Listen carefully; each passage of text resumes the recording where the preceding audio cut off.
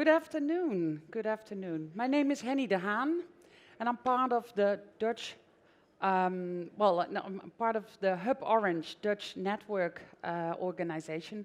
But this afternoon, I'm also your moderator. And on behalf of the Dutch Embassy, and the Dutch, the Chancellor will speak to you in a short while, but I'm very, sorry for that. I would like to welcome you all and give a short introduction about what we do in the Netherlands about making our food security and our food production more sustainable. And that's what we like to do with Hub Orange. We create networks so we can develop more sustainable ways of food production. As we've already seen, because we've been in a few pavilions, we've seen that some of these local experiences or local developments could have been part of our Hub Orange family as well, because we saw the vertical plant growing examples that were actually developed in the pandemic. So sometimes crises bring new developments and really bring progress. So very welcome here in this beautiful pavilion on this exhibition. And the theme of this expo, World Expo, is Join the Making of a New World. And that really is actually some pressure putting on our shoulders. And especially, I think, on the shoulders of Dutch people and Dutch people in food production. Because we come from a period that we were the second largest exporter of food, but we're such a tiny country. We only have a short piece of land, so we can't grow and grow and grow, although the population of the world is growing rapidly. So there is a need for more food, but we have to do it in a sustainable way and not just fill up ships from Rotterdam or have to produce food actually more locally, as well in the Netherlands, as well in other regions of the world. And if I have learned something from these past few days in this Gulf area, then it is to unite, to find something that unites you, that gives you a goal where you can all believe in and stand behind and work on together. That's really, I think, something that we can take with us from the Gulf region back to Western Europe. If you've proven here with peace and with the United Arab Emirates for 50 years, I mean, it's the celebration next week, the anniversary next week, then it is really something that we can take with us. I think we have, but that's a personal remark or an observation, that we've become too much individualized and we try to take everybody's opinion into the discussion. But you have to kind of step into a helicopter, make an overview and find what unites you, what's the goal for the whole globe, because we can't continue just not using food where we produce too much and making it go to waste, overusing water, not reusing it for other purposes or using it more wisely. Energy is the same thing. So if for something, I think this fifth MEA that has been in the past 3 days in Abu Dhabi, there's something that all over the world we're thinking and working on the same kind of developments. And me, myself, I was given the task to be a moderator on an inspirational seminar. And we have 3 speakers from this seminar, actually 4, sorry, Mr. Smith, you were the 4th. Speakers from this seminar here today to inspire you. But to be honest, I've been very much inspired by this region and what I've seen and what I've heard, and from all, I think also the conversations we had on and off the exhibition and today as well here at the expo, because we can all do better and we have to do better with a growing population. We have to do it for our children and our grandchildren, and we can only do it together. That's what I strongly believe in. So this is my personal introduction. I was asked to do it. I wasn't really prepared for it. So therefore, once again, sorry, I was a bit stuttering at the beginning. But that's profoundly what I feel from my heart and believe in. And for those who don't know me, I've been the representative for the Dutch poultry farmers for the past 6.5 years. And we've had some challenges with avian flu, with a food safety issue, with something that should not be in eggs. It wasn't really harmful, but it shouldn't be in there. So it was a big issue, and it was a very wise lesson in the end. But we have to, like we had to do with crisis, you have to work through it together. And that's the same thing with this. We face a world crisis if we don't act up, and we can only do it together. So for this afternoon, I hope we can all learn and be inspired even more than we maybe already have done, and connect. There is a networking reception afterwards, and connect and look where we can find each other in what binds us and not what separates us, and where we can, well, always find reasons why not to do something, but we should do something, and there's actually no time to waste. So I hope you will all be inspired and informed by our speakers today. And if you have any questions, I am your moderator for part of this afternoon. Then please raise your hand and let me know. If you want to get in touch with some of the people, we can always arrange that. So let us know as well. And I wish you a nice afternoon.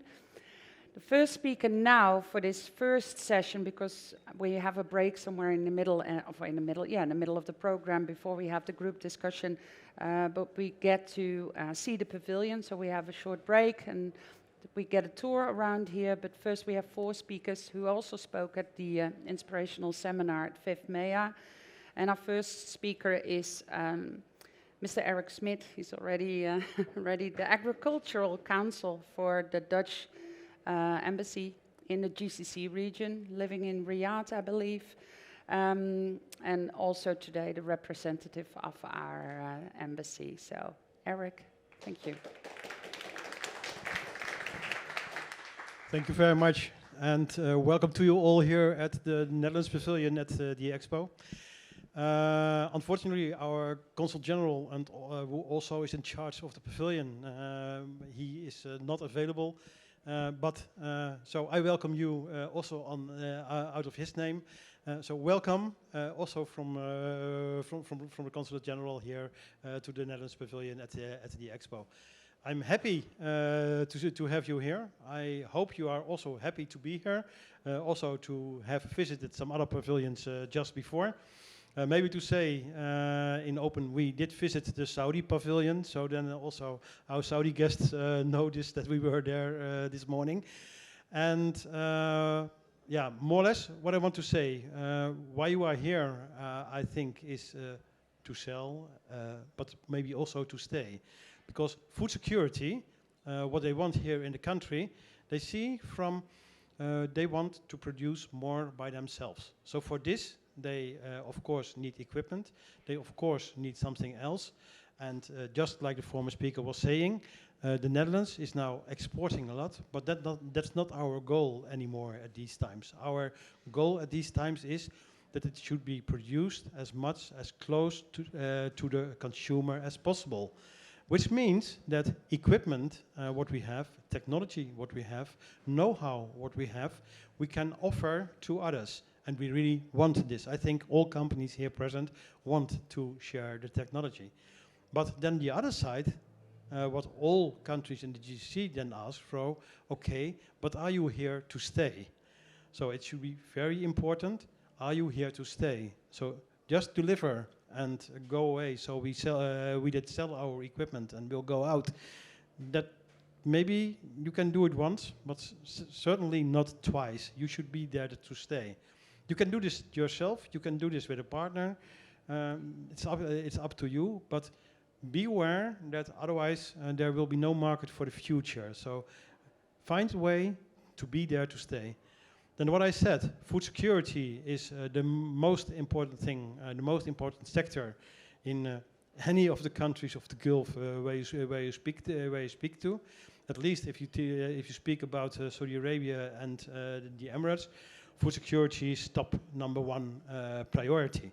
So you are here at the right moment to be. So I think for this it was good to have the exhibition this week in Abu Dhabi. Also, because it was the first exhibition where so many companies could go after COVID times, I think that certainly worked out, and it shows off in the results, I hope. And I already did hear a little bit about it, that everyone is more or less satisfied. Was someone not satisfied with the exhibition? Doesn't matter, the people from VIV will not watch. If you raise your hand, it's okay. But okay, so that's good. That's good to see. I did not see any hands. So I will not talk too much today anymore. I will leave it up to the speakers, which really will take you along to an interesting story, and I hope you will like it. And if you want to speak to me, I'm here all afternoon. I only leave at 7, so that's after that most people of you left. So that's so don't be afraid. But I also understand that later on, when the program is over, you want to see some other pavilions, and of course, you can go and do what you want. The pavilion is open till the evening, so you're welcome to see what you do. But be in time in the bus if you have to get a plane. I think that's also what I want to say. But most probably that was told to you already this morning. Then one more thing. It was company number 11 who asked it to me these days just before. Is there a poultry exhibition, is the question, in Saudi beginning of next year? Yes, it is. We also will announce it on our website after this week. We waited up till the 5th exhibition is over. So we will publish it. We will give you all the details about it. And if you want to know anything about that, we can inform you about this. So have a nice seminar. Enjoy it. I also hope that if you have any questions or want to talk with some people, we have some companies in the room. We have the Al Tughaim from Saudi Arabia, both gentlemen in front of the room. And I don't know if you also want to talk to people, but Willem, you always do yourself, I think. But Willem also, although he's Dutch, he's also local. He's representative of a local company, so go to him. He especially has a good story how he milks camels, but also I believe that the main thing what you do is still milking cows. But okay, camels also what he's doing, so he can tell you all about it. But also he might be an interesting one to talk with later on. We don't know if there are other locals will drop in, yes or no. We will see. It is the Friday, so it's the holy day of the weekend. So have some understanding that not too many people are joining from local side, but that's the reason behind. All right, I stop because otherwise you only hear me talking. That's not why you're coming here. So enjoy it today. Thank you, Eric. Hub Orange has selected 3 speakers for this afternoon. We were with 7 speakers on the larger seminar at Abu Dhabi. But let me explain you a little bit about Hub Orange, because we're always a funny bunch of people tagged along on 5th Maya, or on the 5th exhibition family, actually. And they kindly adopted us. And what we do is we are a co-creation platform. The founding fathers are in the back of the room, and they're somewhere there, but you will see him as a moderator later on. And they have high aspirations and high hopes, and that's something that we saw in the Saudi Arabia pavilion, but also in the one from the United Arab Emirates, especially hope, uniting, co-creation, working together, coexistence, all these basic elements that we sometimes take for granted, but it's necessary, because if you can't share knowledge, if you can't share profit, if you can't, well, trust each other, you're not really getting anywhere. It's all the individual. And that's led many companies to good profits, but we believe that producing locally, doing it more sustainability, and doing it in an integrated way instead of the large mass production with more output, with more efficiency. It is a way, but it's not the way to become more sustainable. So this afternoon, 3 examples, or 3 actually speakers, giving little bits, pieces, some of high expectations and big dreams, and some of practical tools you can already apply nowadays to make this little step forward or make big leaps forward in food security, reducing the use of water, the reduce of medicine in the husbandry, in the livestock keeping, new housing systems, and also in the reduce of waste and actually the use of the manure, because we not only produce waste and good food, but we also produce byproducts where we can give very good yield to. So first of all, I would like to start with the man still has his face mask on, very good, but you can take it off now, Peter. Peter van Wingenden, he's the CEO of the floating farm, the floating dairy farm in Rotterdam.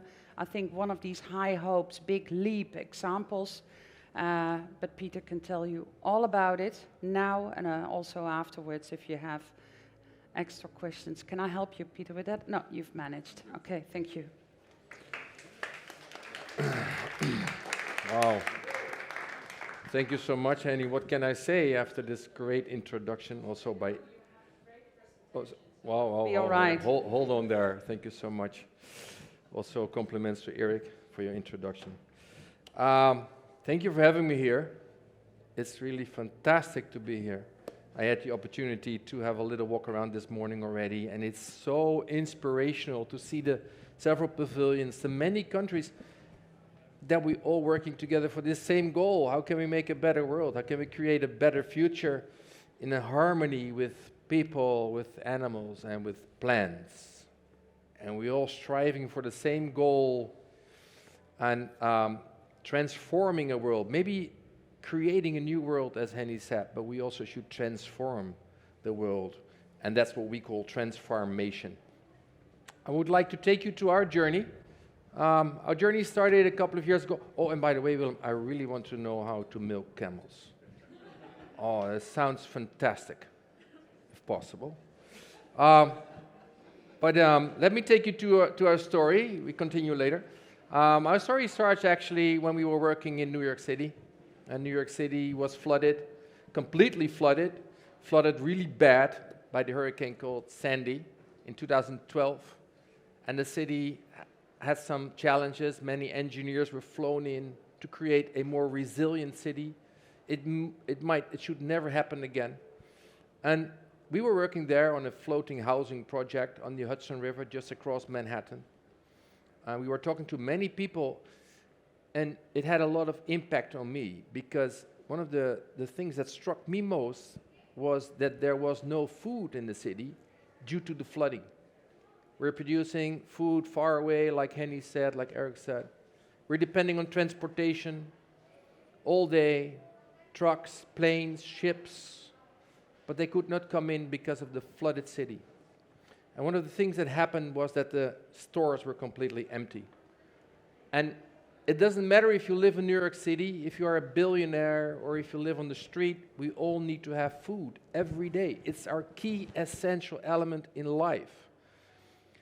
So people came to me and said, you're working on these floating projects, large, big projects. Why not make something that can float and produce food? Can you do that? And we said, yes, we can. Yes, we can do that. And let's do it on our typical way. Let's do it transparent. Let's make it educational.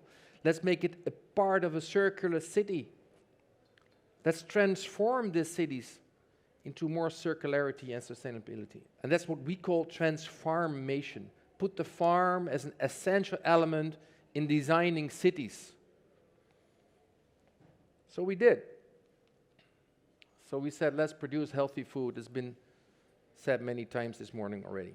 So we went to the city of Rotterdam in the port, and we started to design the first farm in the world.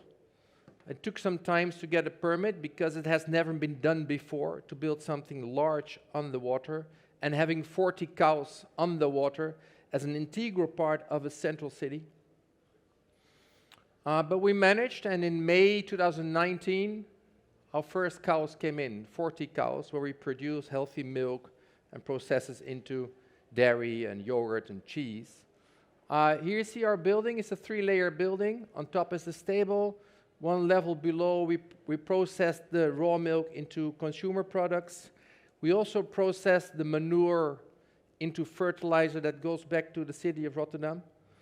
We also process the urine into clean water again, that we make irrigation water for the plants. So it's a complete circular way of farming inside the city, make it transparent to young people, all the people, make it educational. What is healthy food actually? And we are, as I already said, an integral part of the city development, of circular cities. So we collaborate with many companies in the city. For instance, we get beer broth from all kind of city beer breweries. We work with the retail stores like the Spar. It's a huge Dutch retail store. They press us orange juice. The peels comes to us. We give it to the cows, and they upgrade it to protein again. That goes back to the city. Turkish bakeries from bread. And obviously, we work with one of the best football teams in the Netherlands. It's a large stadium. The grass comes to us, and the cows make milk. That goes to the sporters again. We turn everything into fresh dairy. So the floating farm is now really a brand in the Netherlands. It stands for local, organic, and pure, the new way of producing healthy food inside cities. We supply everything inside our city, so we bring it to sports events, to the retail, to the healthcare. We work with the hospital in the Netherlands together. And one of the elements of bringing farms as an integral part of city design is that you create more biodiversity inside cities. So we are in the port of Rotterdam. It's a large port. And this is how we found the area. They said to us, you can have your farm over here. And this is what we turned into it. So we planted trees, we planted grass. So now we have bees, we have birds, we have many other species that creates this biodiversity in the city. So our cows can choose either on the farm or walk into the field, in the meadow. They walk up and down every day. The system is completely automated. We have milking robots, obviously. We have manure robots. We measure all kind of data. And that is what we put in a model like this. So for young people who want to be a farmer, I mean, many young people left the countryside to go to the city. But if you create farms inside cities that can be run by your mobile phone, when it's a high-tech business, it also attracts young people again to be part of producing healthy food. So this is the model that we are presenting in the Netherlands. Next door, we are now working on our second farm, also completely floating, and in this farm we will produce eggs and vegetables. So now you can imagine that the circle is even more closed because the leftover of the vegetables can go to the cows, and the manure of the cows goes to the vegetables again. It's about this educational part of the city to tell people that it should be a part of the city. I mentioned already yesterday, we keep this design because for the city of Rotterdam, we are really a magnet of media. We have so many tourists. Every week there's a tourist from all over the world. We have groups from all over the world continuously looking at, is this a solution for our city maybe? Building on the water, imports, is this a solution? It is. So people come and look at it, but we do not reveal yet our next design. It's a secret. But I promised the organization to reveal it over here. So this will be our second farm. It will be next to ours, to the number one. We are now waiting for the permit, and then we start building it. Here you see already our tested installation. This is in our first farm. We are now testing, this is rucola. It's the highest and latest technology from the Netherlands to produce hydroponic in a very efficient, highly automated system. So we are already doing this, and we will do this big scale in number two. We're already producing pak choy and rucola. So something about the future. Our brand is growing fast. The demand for our solution is growing fast. We will expand, obviously, in the Netherlands and build a network. But we are being approached by abroad, many, many cities from the world. And obviously, the Middle East is a very attractive region to be here and to build something. And like Eric said, to stay here as well. I strongly believe we can collaborate to build something beautiful over here, to create this education, make it transparent, make it attractive.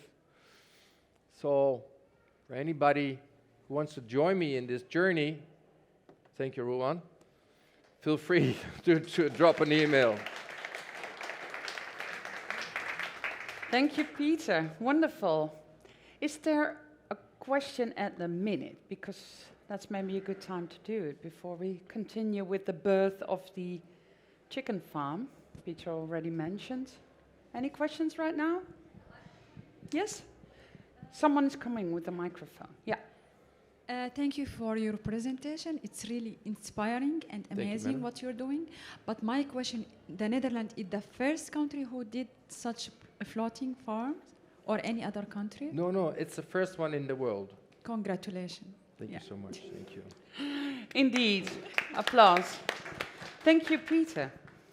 And One more sorry. Oh no, I didn't see you. Sorry. Go ahead. No, it's okay. I'm Sayek from the Poultry Middle East magazine. We are concerned also about economy. Is it economical? If it's viable, you mean? It is viable, but viable? Is it more expensive as end product? No. Like Henny was saying, I mean, the Dutch have been always creating new land, but we did it by creating polders, as we call it, dumping sand in the sea. And now we created new land floating. And it's not more expensive, totally not. But it's also difficult to review compared to regular ones, because we are combining so many technology in one building, actually. And maybe the most important thing is to reduce this CO2 polluting transportation that is not in any product calculated. Yeah, that's for sure. But is the investment quite high at the beginning for the farmer? Not more than a regular farm. Okay. It's the same. This was my question. Okay. Super. Thank you. And thank you for your question, because I think it's quite relevant. Yes? Yes? Can we have the microphone here? Yes? Yes, thank you, Ms. van Wingenden, for your very inspiring presentation. I have a question, what your view is on implementing this entire ecosystem in this climate. I mean, it's a very harsh climate, the humidity degree is very high. So what is your view on this, and are you already considering starting pilots in the UAE? Very good question, and I'm an engineer myself, so it's really fantastic to collaborate with Dutch universities, local universities, to see how can we encounter this environment. And yes, we have been approached by the Middle East, by several cities already, to look in their challenges of the environment. So for the plants, it's not a problem at all. We need to look into the animals, but we think we can handle it. So it's an engineering question, actually, and we think we can do it. So it would be really nice to find a place, say, let's go into there. Yes, please. Excuse me, let someone come with a microphone so we can all hear your question. I will repeat the question. I will repeat the question. Yes, thank you. Yes, sir. I think Dutch people said that they create the land and may add it to their land. But I think the land is there before, but you stole it from the sea. Is it right?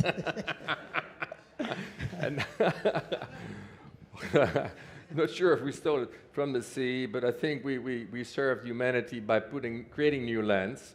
But in the Netherlands, we are polder masters indeed by creating new land out of the sea. And this is a new way of doing it. It's more sustainable, you know. So we leave the fish at the sea. We leave everything intact. The soil of the sea. We leave everything over there. So this is, in our belief, a more sustainable one, but also extremely scalable. because the sea is everywhere the same. The water over here is the same water as in New York City or Singapore or Rotterdam. Water is extremely scalable. So what we design here, we can do everywhere. Thank you. Data or information about this farm, the floating farm? Oh, Yes. Thank you. Can you? Oh, We sorry. Yeah, my question was, is there any some data or information about this farm, the capacity of the farm and the production? Yes, there is, obviously. Maybe we can, I'm not sure if you're here still after this seminar. I'm still here. Maybe we can exchange some data later on. Super. Thank you so much. Hi, first of all, thank you so much. Quick question, with the changing sea levels, does the farm also adapt to that? Very good question. We have a sea level rise. We have a tide in the Netherlands, in the port of Rotterdam, of 2 meters. So we're going up and down every 24 hours, 2 meters already. So that's the flexibility. So we know that some forecasts say before the end of this century, the sea level will rise 2 meters. Can you imagine 2 meters? That costs 20% of land. So we are already simulating what's happening when the sea level is rising 2 meters, because we're rising every day 2 meters up and down. So for us, that's not a problem. Great, thank you. Thank you. Okay. Thank you you, for your thank you. questions as well, because that makes it more of a lively conversation, which is always good, because, yeah, that's where we start the next developments as well. Thank you, Peter van Wingenden. My pleasure. Once again. Thank you. Peter already gave a sneak preview, and you're all very lucky ones. We're all very lucky ones because we even got to see how it will look like. And now he's going to tell us about all the expectations he has for also keeping hens, chickens. Thank you so much for keeping chickens in a floating farm. So now, Janssen, you're next. Thank you.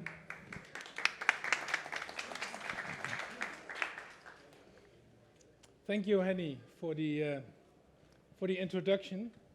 Thank you also for just telling the audience about Hub Orange, what we're doing, and thank you, Peter, for your presentation. I saw that he inspired you. Now he's the one person that inspired also me and also Albert. That's why he got the honor today to start this seminar, this conference this afternoon. And for me, it's a possibility to tell about Hub Orange and how we use as Hub Orange and how we use a floating farm to make a transition in Holland together with the agribusiness partners and with all the farmers in our country.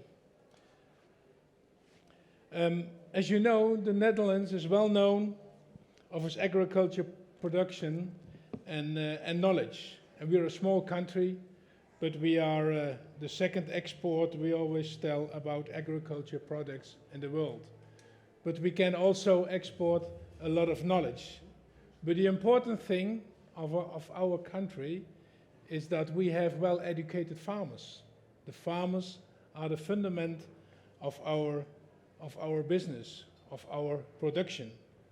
And these farmers, they used to focus on high yield. These farmers used to focus on low feed consumption. But things have changed in the Netherlands, and I think things are changing in the world. These farmers also have to focus at the moment, they have to look at the environment.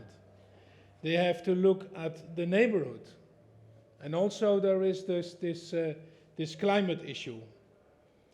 And what we want to do today is to give you some thoughts here in this country on this beautiful exhibition, on this beautiful World Expo, to give you some thoughts to think about, to discuss about, thoughts to implement.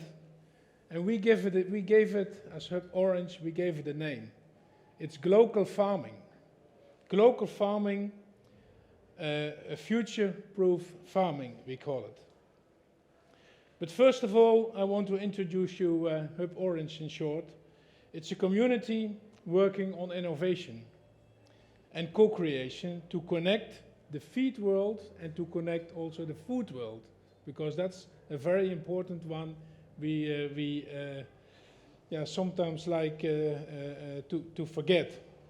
And we do that with a farmer in the driving seat, in the agro supply chain. And Hub Orange is a community founded by 3 people. Albert Hoekenswever, who is in the back here making pictures today, and Ruan Berkelo, our president today, also inspiring us. And me, myself, I'm now Jansen. I'm 63 years old, and I used to be a poultry farmer producing more than 2 million eggs a week.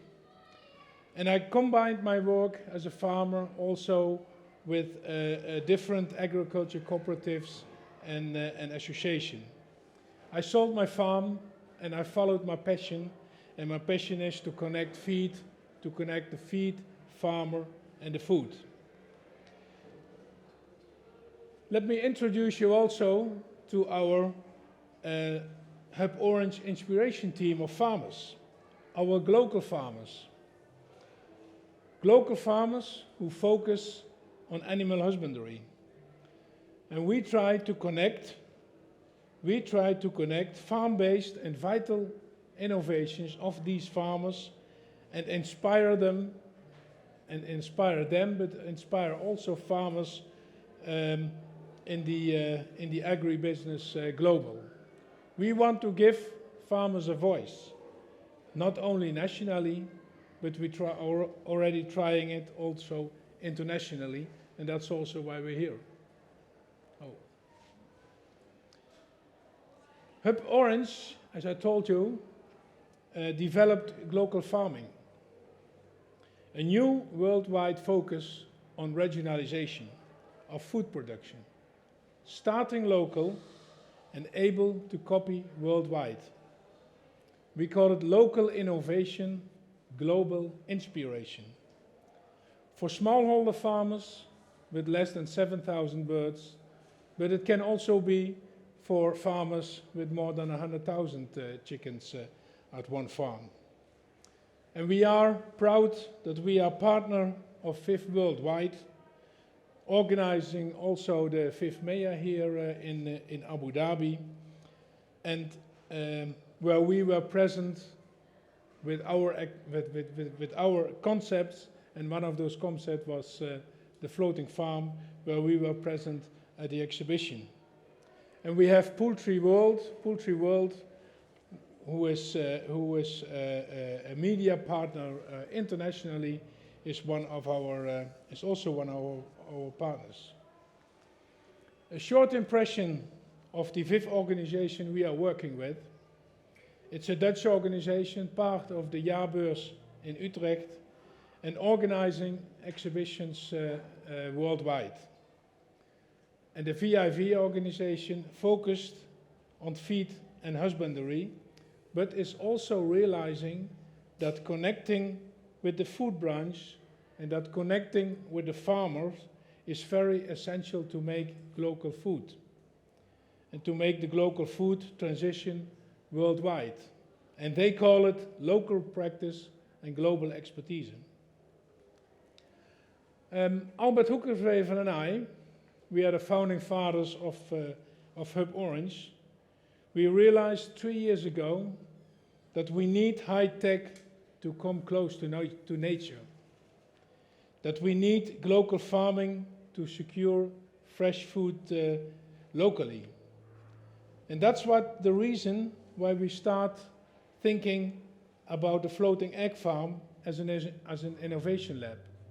A floating egg farm where we can do innovation if it is farm to fork concerns, close to the consumer. Sustainable, circular, and concepts. Sustainable and circular concepts. Animal friendly and making community driven. And on that way, the floating egg farm was born. And I give you here an impression of the food strip. And the impression is already old because what Peter did in his ideas is combining, you see at the end, there's the floating farm with cows, and the two others he is integrated in one farm, which he showed you. But we concentrate on the floating egg farm. And what we learned from our journey together with Peter van Wingenden is that innovation like a floating farm gives a lot of exposure. Exposure we can use to focus on circularity and sustainability. Exposure also to force our network partners not only to think big scale and in efficiency, but use their knowledge and innovate also on small scale. We think it's possible to use high tech to make smallholder farms more efficient and more circular. Back to our country. I take you back to Holland and focus on the poultry anno 2021. We're a small country, 17 million people. We have 1.6 million cows. We have 12 million pigs and more than 100 million chickens. 500 broiler farmers still left and 700 layer farmers are left in our country. And we are a country with a very fertile delta where we live with 400 people on a square meter. That's amazing. And then producing and then thinking and working with a passion on producing food, on farming. And this gives a lot of discussion for us. A discussion on environmental things, on using the land. And the whole climate discussion makes it even more complex. And the focus, I told you until now, was on scaling up poultry farms, higher meat, less feed, more eggs, less feed. But there are future demands we have to think about. There are future demands where we have to work with. Animal welfare. But animal welfare is only one. Biosecurity is one that's very important at this moment. Sustainable, circular is one of them. And also the short supply chain. But on the other hand, we have to reduce. We have to reduce ammonium pollution. We have to reduce fine dust and the climate impact, the CO2 production, the footprint is also a challenge we have to look at. And with the floating egg farm, we want to realize an example. We want to realize an example of global farming, future-proof farming, we call it. And with the floating farm, we are asking attention on an iconic way. And Peter told you about that and inspired you already with that concept. So that's what we are doing in our country with using the floating farm as an example. Realizing also a profitable and a circular based smallholder husbandry. Not only big farms, but you can also do it on a small scale, in a regional scale. And in future, maybe you can scale that up again. And working on a sustainable and agricultural production by working with high quality technique, because I think that's important. I already told you, you need high tech to come close to nature. And in realizing a floating farm, we had to get commitment of our agribusiness partners, because there are a lot of issues you have to think about and you have to cooperate with. Partners who want to think about high tech, think in local innovation and global inspiration, invest in sustainability and circularity. And, well, it was not amazing for us, but it was an experience. We found those business partners, and there are a lot of business partners in our country that are enthusiastic of thinking about this concept and working with it. 7,000 birds we plant on a platform of 900 square meters. 3 levels also as Peter told. Oh, sorry.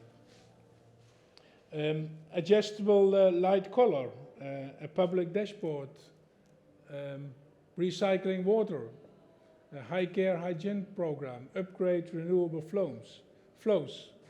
So it's an integrated concept, not only one issue like we sometimes do in our country, not only one issue, welfare, but make it integrated. Do it together with your partners.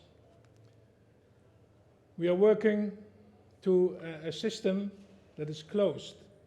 It's not an open a chicken farm, it's a closed chicken farm with a controlled environment. And it's a closed house with an open feeling, we call it. An open feeling because the chickens, they feel like it's open. And also the consumer, because we make it transparent, can see the chickens and feels it that way.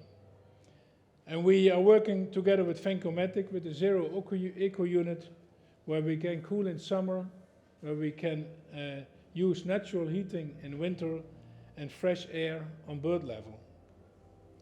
As I told you, 900 square meters and three levels. And using a poultry husbandry system where with chicken friendly, but also farmer friendly. And that's very important, with a technique that makes it everything automatic and easy to work with.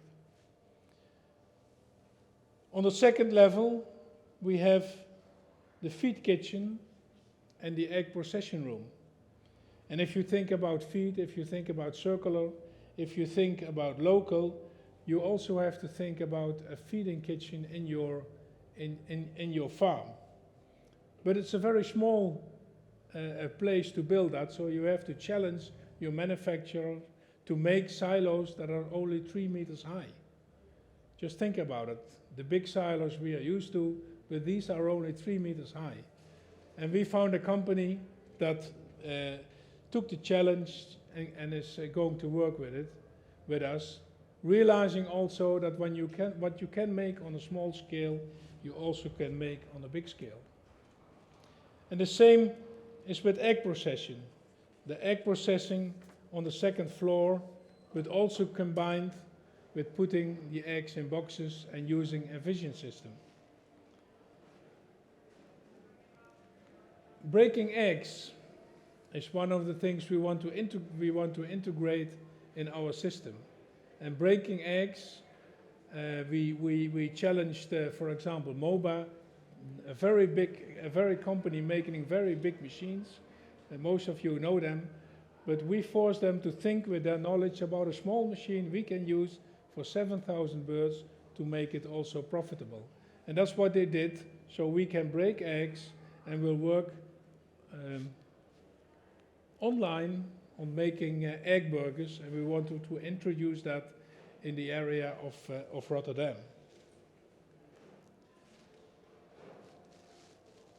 And our feed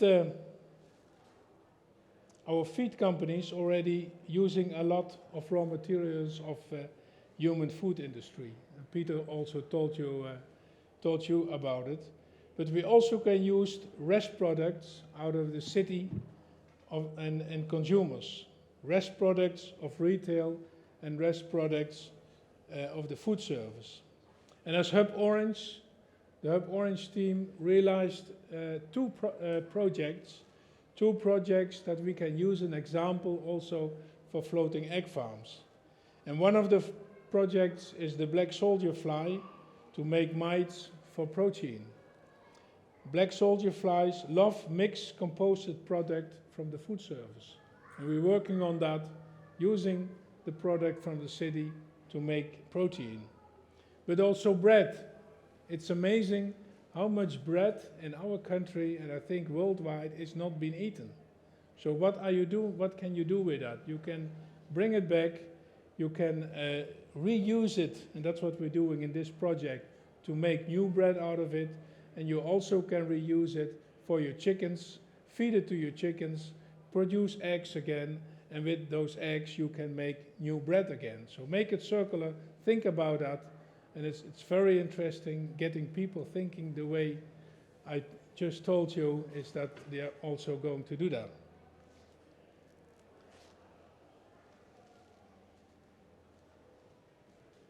I told you that Hub Orange is using the floating egg farm as an innovation lab. It's a business, it's an investment also from Peter van Wingenden, and we working together with them and using it also as an innovation lab. And we do that together with partners, with Wageningen University. We do that together with University of Hasten-Bosch, Lenny van Erp, who is also here and telling you about precision farming. And we're doing some research about renewable flows. We are also doing research about manure, and we're doing research about development technical solution on a small scale. And we discussed that in a platform, we discussed that with our partners in our community. So what's our strategy? I come to our strategy of Hub Orange. Co-create is a new form of supply chain strategy, sharing know-how with farmers, and sharing the know-how with farmers, suppliers, distributors, consumers of customers, realizing a higher value with a fair share. And how do we do that? We do that, and we call that co-creation. And co-creation, you have to work also with your network partners, with the agribusiness, sharing innovations, sharing knowledge, sharing brands, sharing data, sharing solutions, and last but not least, also sharing income. Try to make it a fair share. And let the farmer use the knowledge of a farmer and let him also be part of it.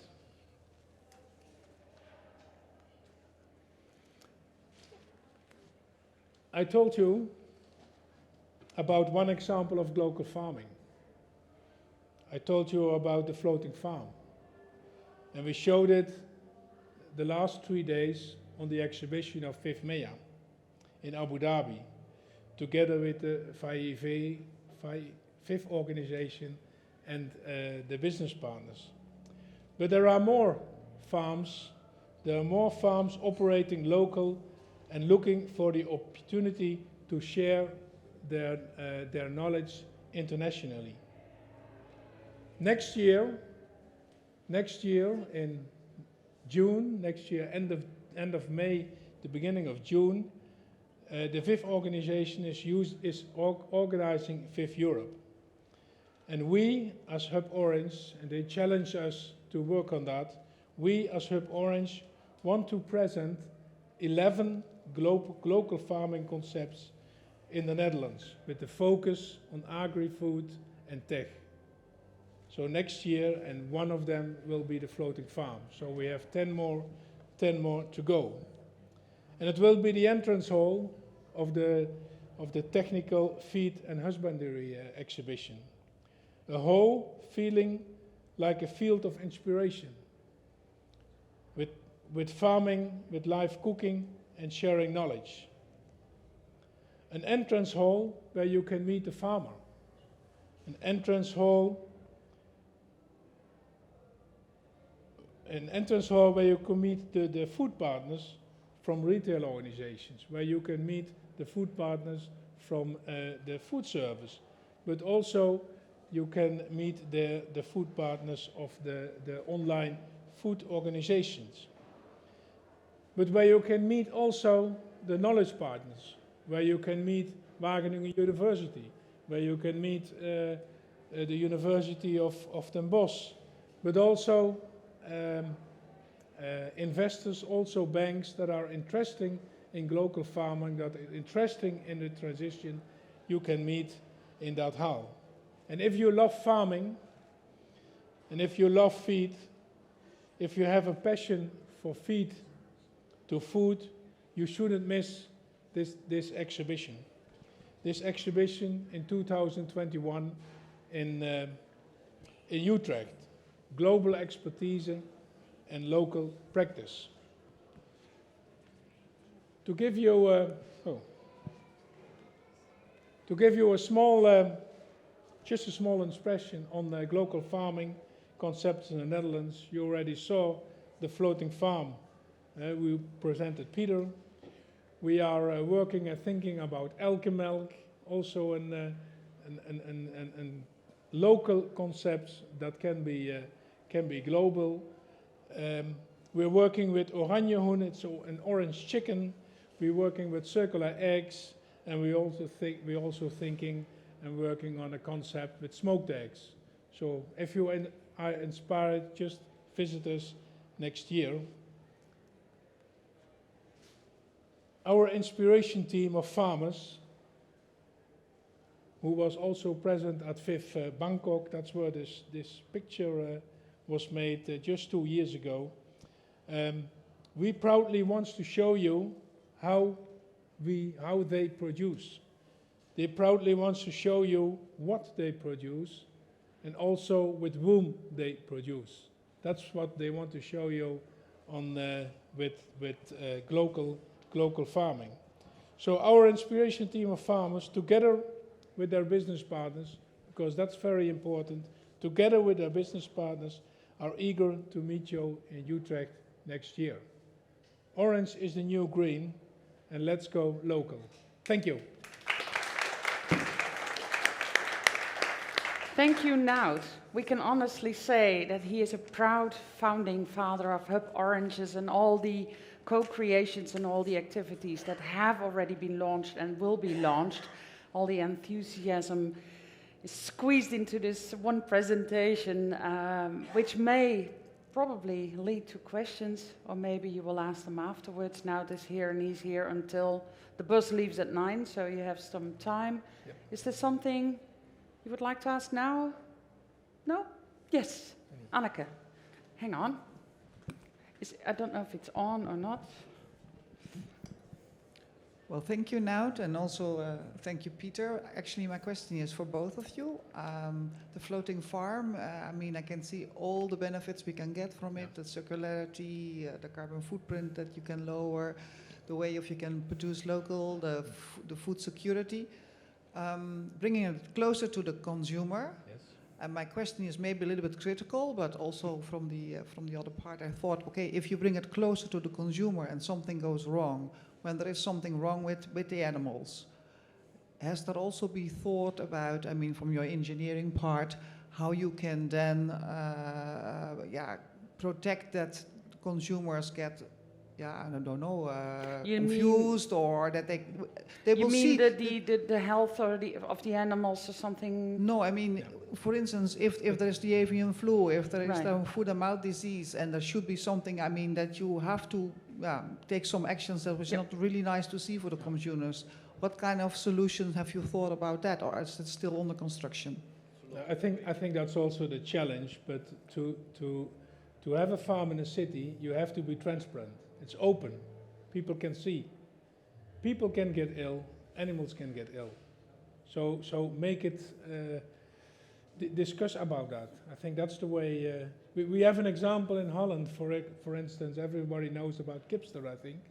Yeah, the last flock in Kipster, with Kipster, all the birds didn't have feathers anymore. Just tell that. Be open about that. Why things are happening. I think you can do that. I think... In a way, it was almost the same question, because just I received a message. Yeah, I received a message that in Denmark now they are announcing a big outbreak of avian influenza. Yeah. I just received it now. And they are forbidding people to go in touch with the animals. Yeah. So this will go against your opinion of having human being with animals in the same time, even though sustainable. But we thought about that. Thank you for the question. We thought about it because the floating farm with cows is completely open. With cows you can do that. With chickens you cannot. That's why I told you that the chicken farm we want to build in Rotterdam is completely closed. There is no, how do you say, open air. We make a closed system.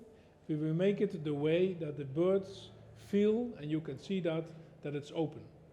And we do that with the ecosystem together with Vencomatic. Can I have a second question? Yeah. I can ask the group, but I think so. Yeah, we're all here now anyway. Yeah, yes, you can. Yeah. No, just I wouldn't, let's say, banalize, if I'm using a word to make it banal, but the local, is it another modern way of saying cooperative? No, what's the difference? It's not an other word. No, I think it's using the knowledge of the farmers again, yeah, because cooperatives came from farmers. But we have to find a new way to make a cooperative the way it fits with the way we think we have to produce food. And maybe that, so what I think is that the cooperatives we have, they will not go away, they will stay. But we'll have another, because don't make the mistakes that you say big farms have to change. No, big farms don't change. But you can also make small farms, close to the consumer, and that will the diversity. That's the word I was looking for. Make it more diverse, and people more can diverse. have choice. What's important to them? We are like I told you, we are as Hub Orange. We are working. I told you about the orange chicken, 30,000 chickens. But we are also working together with Marcel Kuipers, and he is working with 200,000 chickens. And these two farmers are working together. They are working together in our community. But he can choose also suppliers from other brands than yours. Yeah. Obviously, yeah. You're right. Okay. This is That's really the just difference between a platform where people can meet, and it's an open platform. We invite anyone who has something, knowledge or product or whatever, to offer to actually make the next steps. Giving much more freedom for the farmer to we have critical choose his supplier. consumers who are choosy and picky nowadays. They want what's best for animal health, welfare, or they want other things. And so we get all these kinds of brands, and actually it's more a platform where brands and cooperations and co-creations can exist. So I think it was a very good question, because that's a discussion we also have in our country. But global farming is not very small farming, but we're using the floating egg farm as an example to start a discussion. Exactly. To start a discussion about transition, to start a discussion to come closer to the food, to come closer to the retail, to come closer to the food service. And we can talk about it all day, but we have one speaker left, and we have one tour through. But I give you the microphone, or let you get the microphone. Thank you very much. You have mentioned a couple times that you would like to bring food to people.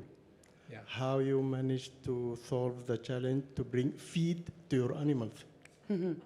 Feed to animals? Yes. Then I look to Peter van Wingenden.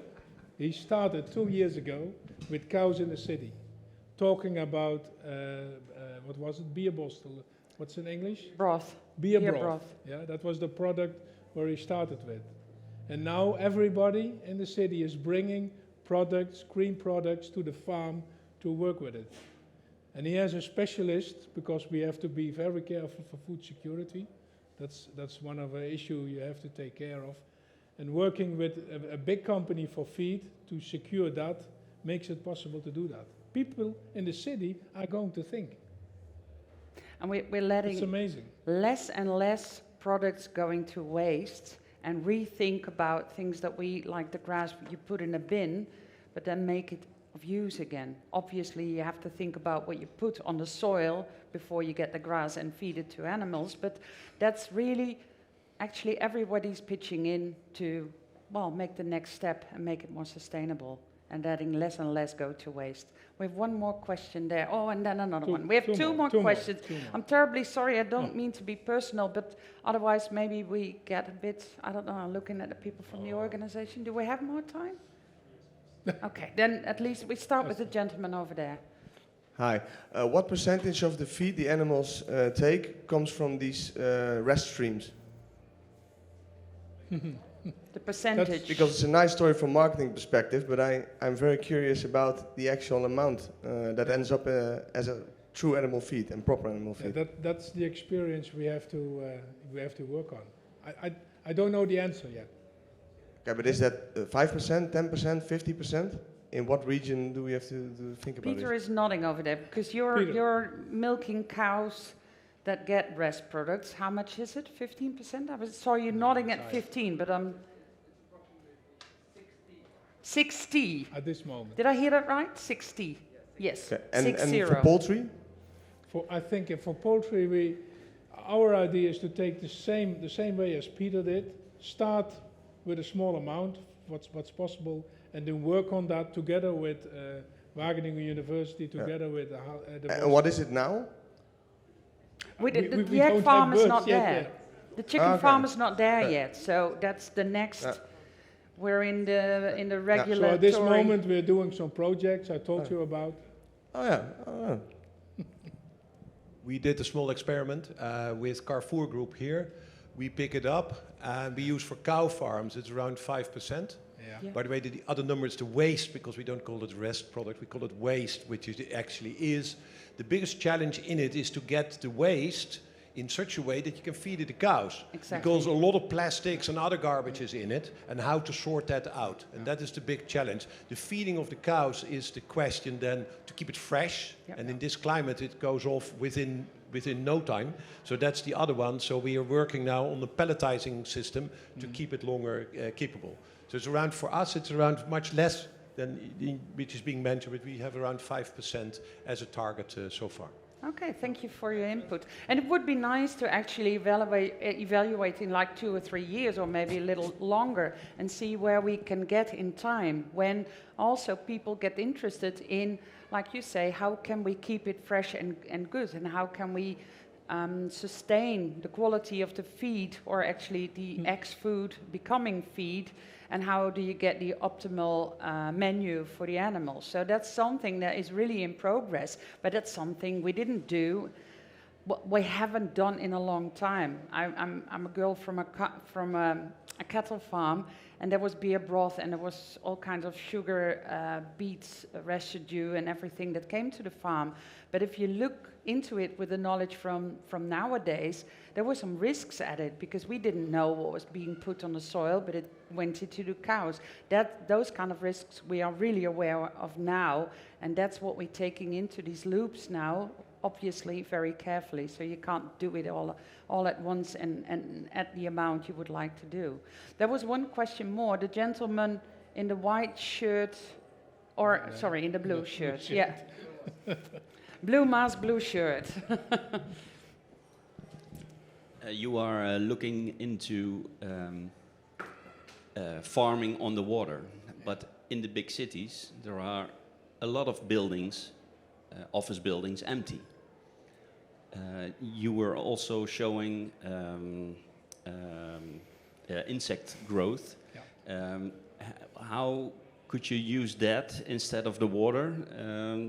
Because then we are taking back again from the earth, and I think we already have enough building, demolish some of it and create a farm there. Yeah. I don't know, but have you looked into that? Yeah, as I told you,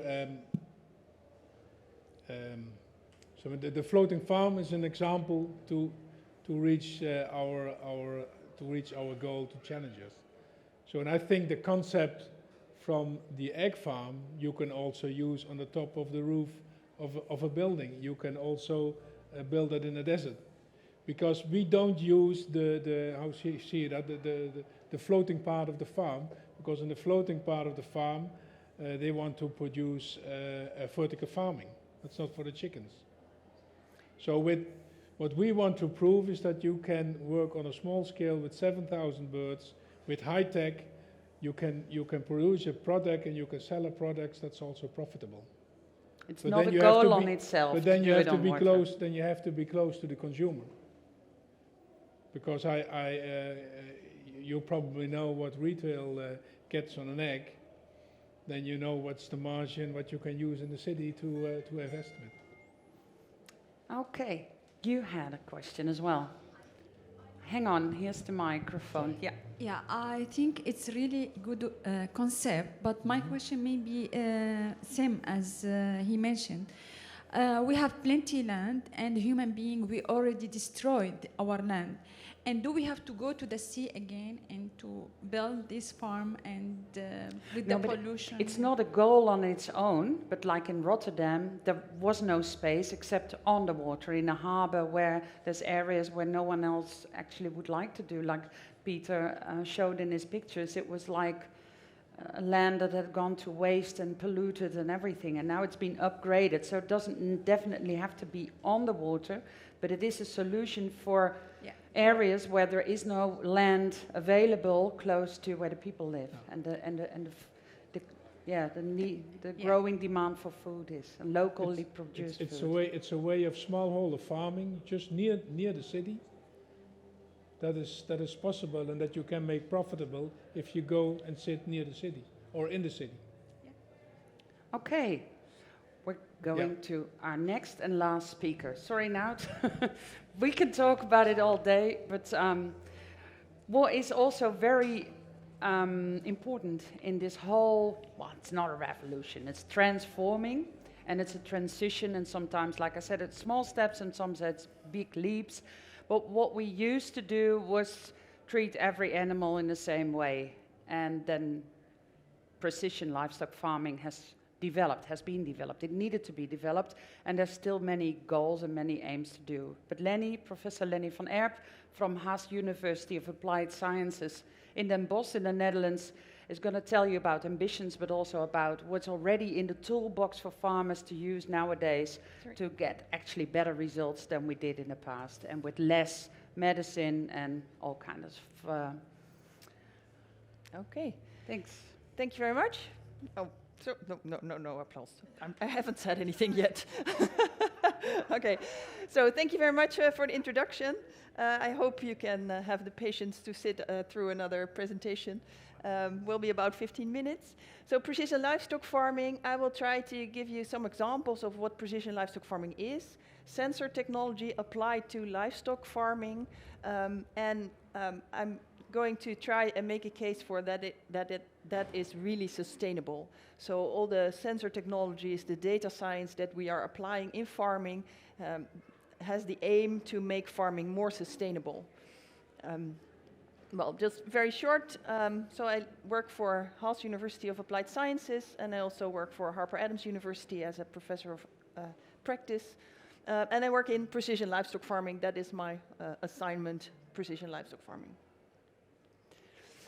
Oh, so that's a very enthusiastic clicker. I'm going back, but yes, there it is. So to put it in a scheme, the rest of the presentation has a lot of pictures also from animals, but I do have a scheme. Precision livestock farming actually is about input and output of your livestock production system. So what we're really doing is measuring the input, measuring the output, and catching what you're doing in that farm in data and applying that data. So it's more than automation. So if you're talking about milking robots, about robots that clean your farm, that's all very handy, and that's automation, but that's not precision livestock farming. That is when you have data, you get data back. And you use that data to have a data-driven approach in your farming. So your farm is managed using those data. And it's not instead of the farmer, it's helping the farmer. So all these data will make information for the farmer so he can make his decisions based on more information. He knows more about his animals, and that's the idea. So if you put that in a scheme, you have your inputs and your outputs. And well, for our students, we call that the dynamic bioresponse, which is just another word for anything the animals show. and that's growth rates, but that's also the sounds that they make, the behavior that they show, the heat that they produce, anything that comes out of this living and breathing animal being. And you can measure that. And you can, of course, measure what you put in there. And usually people measure a lot on farms, but those data are not always used and applied. So there's, for example, water meters in many farms, but there's hardly any farmer who ever looks at his water meter.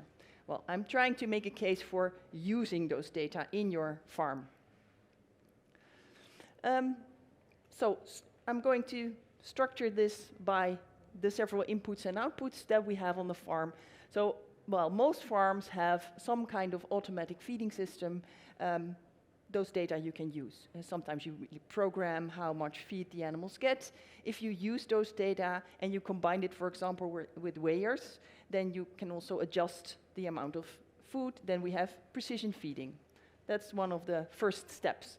Water meters, as I said, many farms have water meters, but you could use them so much better. You could use them to do a water feed ratio, for example, and that's a very important monitoring number to look at if you look at especially poultry. The water feed ratio is always changing before they become ill. So if you check that regularly, better even if you have a dashboard that shows you the water feed ratio every day and it turns orange or red when something's wrong, then you will have an alert and go and check on your birds. Automatic weighing systems, I will show you something about that, and monitoring of eating and drinking behavior. Of course, that's also something you can do. You can look at the inputs, but you can also look at the outputs. How much are they actually weighing? How much are they eating? How much are they drinking? An example of a dashboard. I strongly believe in dashboards because, well, having sensors in your farm doesn't mean anything if you don't look at the results, and results printed out with a lot of numbers. No farmer is going to work like that. That's too much work. It's not easy to do. And people will only use and apply technology when it makes their life easier. I think that's the key. It's not about business models. Well, of course, they will calculate and etc., and it has to be economically viable, but really using and applying and buying technology, you will only do that when it makes your life easier, when your everyday work becomes easier, more manageable, then it becomes profitable. So this is an example of a Dutch company, Farm Result, who makes these kinds of dashboards, in this case for poultry, and there you can easily have an overview, so the farmer can take a look at feed, water feed ratio. It's very simple. This is not data science. It's just a calculation of water and feed divided. It's not difficult. But if you don't do this, he will not walk up to his water meter every day, write down the figures and compare it with yesterday. So if you want to do something with these numbers, you have to put it in a dashboard. And there's more and more companies who will do this for you. And I think that's a very good way to start with precision livestock farming, because that's what this is. Automatic weighers. Many farms have automatic weighers, in this case for broilers. And there the funny thing is that many farmers that I talk to, they don't look so much at the actual weights. It measures the weight every time a chicken jumps off, right? So it calculates, and then you know your average weight. Okay, you can compare that with your curve, very nice. But most farmers look at the activity levels. So they use these weighers to look at, let's say, the fitness, alertness, activity of their birds. And that will change before your growth rates are deviating. The first thing that animals always change is their behavior. So they will start showing that something's not right by having different activity levels. For example, after a vaccination, you can see a dip in the activity level. So that's a very good way of using data. And that's what we learn from farmers, because, well, of course, it was automated weighers, put them in the farm, and then the farmers started saying, oh, I always look at the activity levels. So that's a good way of working with these data. For cows, so I have cows and poultry in my slides to have two different approaches. For the chickens, we always look at the whole farm, right? Whole group, 40,000 broilers, 10,000 laying hens. For dairy cows, most sensors are individual.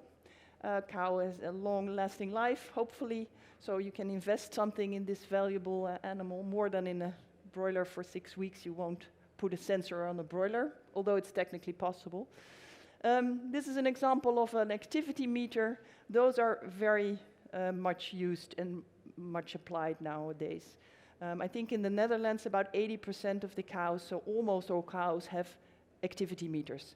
And they can be around their neck, in a neck tag, they can be in an ear tag, they can be on the leg, mostly in the front leg, they can even be in the rumen, so the stomach, actually the rumen reticulum.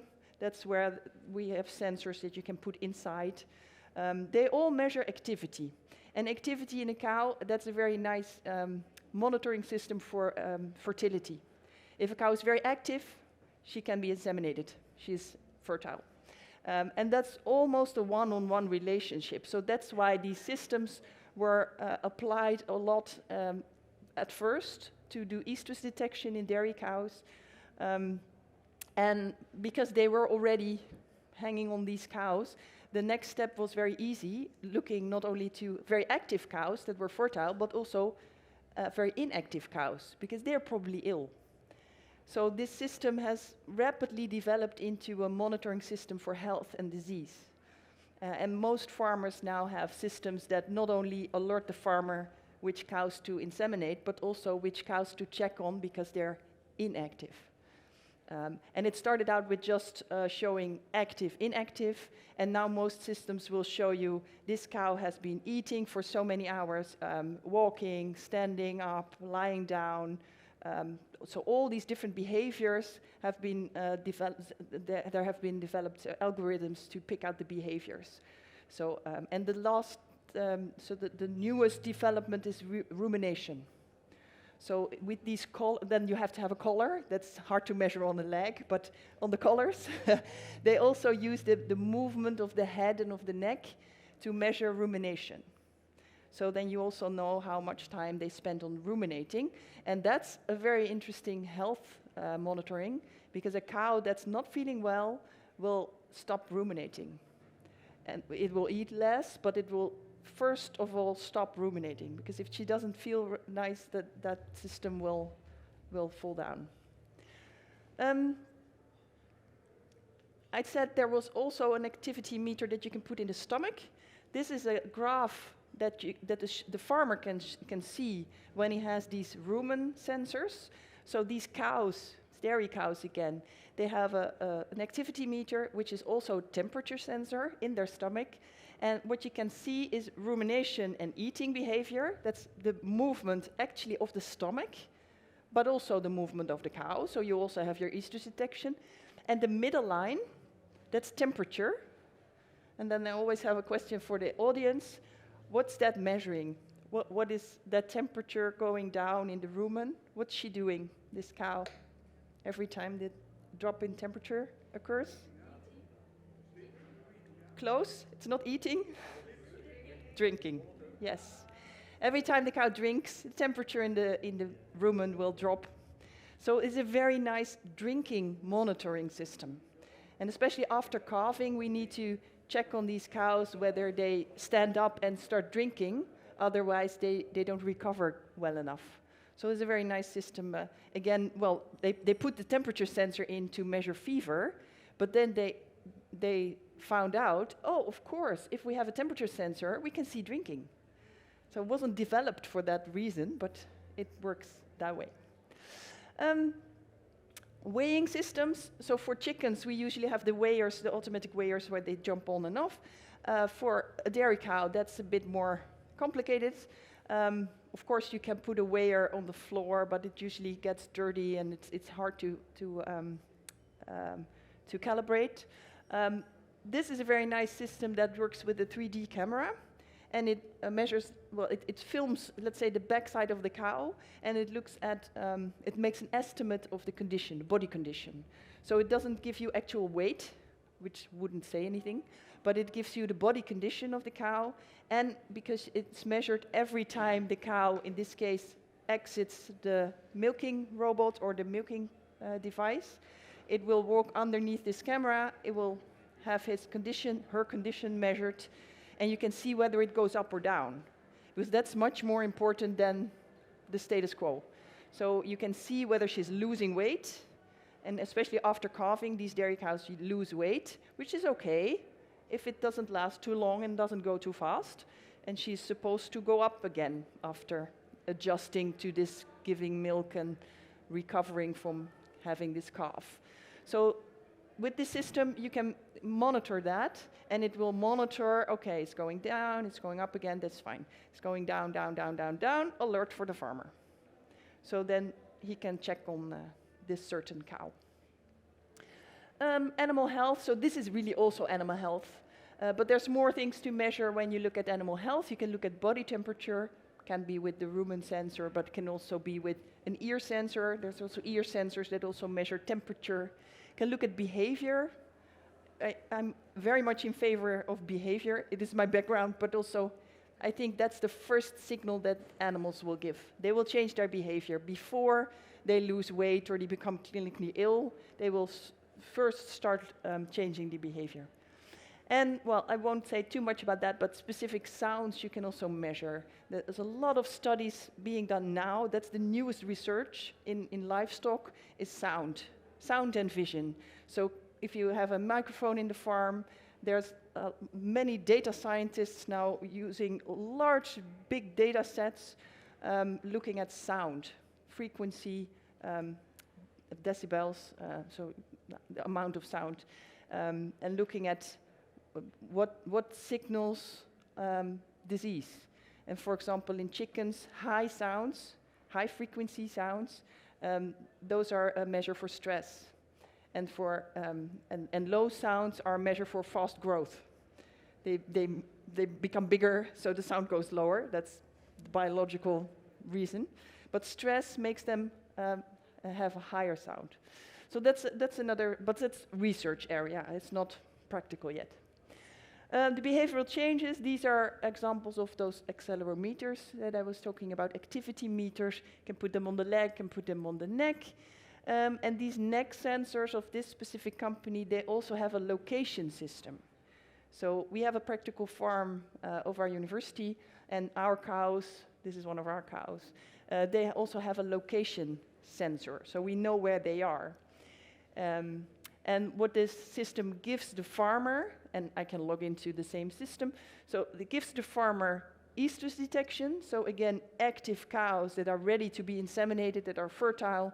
He will get alerts, in this case 3 cows. Dark green means ready to be inseminated. If you're too early or too late, it will go into the light green, so the farmer knows, this cow I have to wait a few hours, this cow, I'm already too late. Well, then he missed the other alert. So this is how he uses his system, and then he can click on actions. It's in Dutch, so it says acties. And then he will see this. And this is a map of his farm. This is our farm. And the 3 cows that had an alert for estrus detection, well, are all 3 of them in the certain cubicles. And then I have the little story when we bought this system, because, well, it's our research farm, so we, as a university, bought the system for the farmer. Of course, we discussed with him what he wanted, and he said, well, those activity meters, I want that I want. But a location system, I have, well, a little over 100 cows. I can find my cows. And we said, well, we are very interested in the system, so we're going to buy it. And we put it up. And he said, well, okay, if you wanted to put it up. And then 3 weeks later, there was a little bug in the system, so we had to take out some of the sensors. And well, within half a day, he was calling us, where are my cows? I said, where are your cows? He couldn't find his cows anymore. So it turned out that the minute we put up the system, he started working with it. And now he's like an ambassador for this firm. That's really nice. And he's telling everybody, buy this system, because it saves you so much time. And every time he has a cow that's, well, either sick or being ready to be inseminated, he can just look at his phone, because he's a smartphone farmer. He looks at his phone, he said, number 35, she's over there. And he just walks up to her. And that saves him time. it makes his life easier. So that's why this is such a good system. I don't get anything from this company, but it really is a very nice system. Yeah. Housing and comfort. If you look at inputs and outputs, you want to know whether the cubicles are right, whether the bedding materials are right, whether the climate conditions are right. So that's housing and condition, housing and comfort. You can look at, of course, climate monitoring. Most farms have some kind of temperature sensor, carbon dioxide, relative humidity, draft, or anything. So you can look at those figures. And normally it's not really looked at, those data. They're just used to heat up the farm or to control the ventilators. But of course you can also look at those data and look what's happening. And that might be an indication of things to come with your animals. So that's one. And of course, again, behavior. The first thing the animals do when it's cold somewhere or too hot, or they will move, they will change their behavior. So we have to use that. Then I have a few more slides with some fun things. There's some robots coming into the market, and that's really nice. This is a robot that's not actually precision livestock farming because it's not gathering data.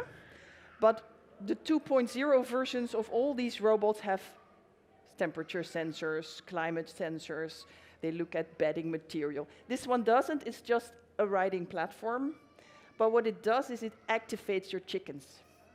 And that's very nice with your broilers, because let's say week 5, 6, when they become really heavy, they tend to sit, and they sit. And of course, they have to be activated, they have to eat, they have to move, because it's better for their legs, it's better for their breast. So that's what this thing does. It just rides around, and they stand up and they walk. It's also used in laying hens, and then it's against ground eggs. It prevents ground eggs, because they don't have a nice and easy spot to lay their eggs, because then this robot is coming again. And that's good, because we don't want ground eggs. So this is just a fun thing. But if you put sensors on it, it's also precision livestock farming, and we can see that that's coming in. This is precision livestock farming. It's called a robot, but it's not actually a robot. It's a device hanging from the ceiling. This is actually a sensor box. It's like a box with a lot of sensors put in, and it's going around, in this case a broiler farm, on the railings. And what it does is, well, whatever you put in, but they put in climate sensors, so you know the also distribution of temperature and humidity, etc., in your farm. And normally you have maybe 3 temperature sensors in your farm, and you get an average. Well, you can't really control your farm with 3 temperature measurements in 40,000 broilers. So this one will give you an overview. It will make a map, and it will show you this corner is too cold, this corner is too warm. You can adjust your ventilation, adjust your open air inlets. But it also has, for example, a normal camera and a thermographic camera. And the nice thing of that is when you compare those two, you can find your dead chickens, because they will show on the normal camera, but they will not show on the thermographic camera, because they're not warm. So then if you make an overview of those two, and that's what, of course, the algorithm does for you, that's what they show you, and then it will show you where the dead chickens are. Again, making the life of a farmer easier. That's what this is for. Oh, I pressed too hard. It's not going back. I had such an... Oh, very nice. What is it doing? Yeah, that's always... Oh, okay. I think I skipped this one. Well, it's just an example of what a top view camera can show you. So if you want to look at behavior of your chickens, of course, what ordinary farmers do is walk through their chickens. And then, well, they will walk around you, right? You have like an opening, and then it closes again, okay? But to have an overview, then a top view camera is really handy, because in this case, it shows you that to the right, something's wrong there. Because here you can see all the chickens nicely positioned at the water line and the feeding line, and to the right, you can see a lot of empty spots. That's not good. if your feeding your round feeders are not filled with chickens, then something's wrong. And in this case, it was a malfunctioning feeding line. So that's how you can use this system. Camera. We had that, and that was the last one. There was a study that we did with a little robot showing that chickens are not afraid of robots at all. They will jump on right away. So not at all. Not a problem there in animal welfare or anything. Yeah. Thank you. Yeah. Thank you, Lenny. You're welcome. So many examples for where we are already and where we are heading. So I'm really curious where we are in 2-3 years from now, because it's going rapidly. I've just been told, someone whispered in my ear, that we don't have much time for questions. So, but Lenny's here until 9 as well, because she's on the same flight and same bus. Can we do it that way, that you come up to Lenny and ask your questions? Is that all right? Yeah? We now have a break, and at the break indeed. Hello, yeah, here we are. Jan and Jan, we can't start without Jan and Jan, of course. It's almost like it was in the past, a comedy. We all know, zeg eens A, where you had the audience to applaud, and we all know because we are here like a family, and then it's all about the people at home who are watching us also this afternoon, to be our real audience, because they are the ones for this afternoon that we will have some kind of a panel discussion, presentation, and it is all about what has happened or is happening. Ladies and gentlemen, good afternoon. My name is Ruin.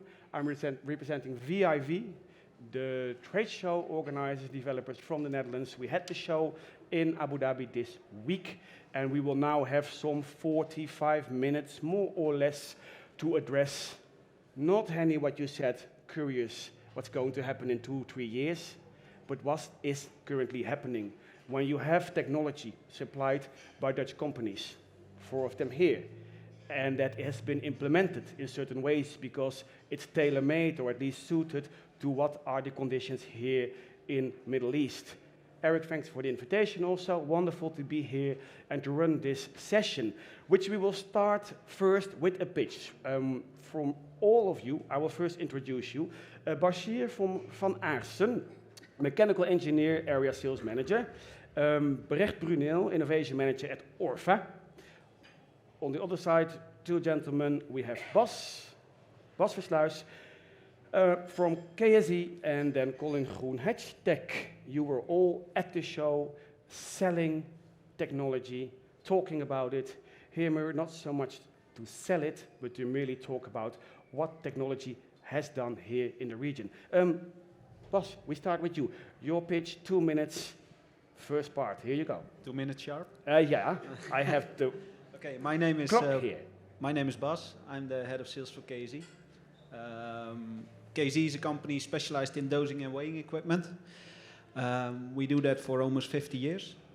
Beside that, we have a division that is specialized in full factory automation. So we write software. We do that on a global level. Whereas let's say the Gulf region, a new region. So we hope with the show and with this panel that we can bring some, let's say, Western technology to the Gulf region and show more about what is possible nowadays instead of in the future. Yeah, and if you can list a few, as I call them, unique selling points, 1 or 2, what should we not forget when it comes to what your company can do? We have a modular system if you talk software. Mm-hmm. So you can start small and grow from there, module by module, to a plant level that we are used to in Europe. On the other side, we have an equipment division that is specialized in the dosing and weighing equipment, and that is on a really high accuracy, what is with the valuable ingredients, more and more upcoming item at the plants. Thank you. And your personal expertise, because you also know a lot about the region here. Yeah. What kind of added value do you bring yourself? I'm trying to bring some expertise on micro ingredients, not on the ingredient itself, but dosing it into a batch, bringing the plant to a high level in sanitation. I've been active with KSE for 4.5 years now, mainly in North and South America, and been a lot in premix plant and pet food plants. Thank you. Brecht, up to you. Okay, thanks. So my name is Brecht Bruneel. I'm an innovation manager at Orfa Additives BV in the Netherlands, of course. And what we do is only feed additives. So we are specialized in feed additives for more than 50 years now. And we started in 1967, actually in Belgium, where I am located and also was born.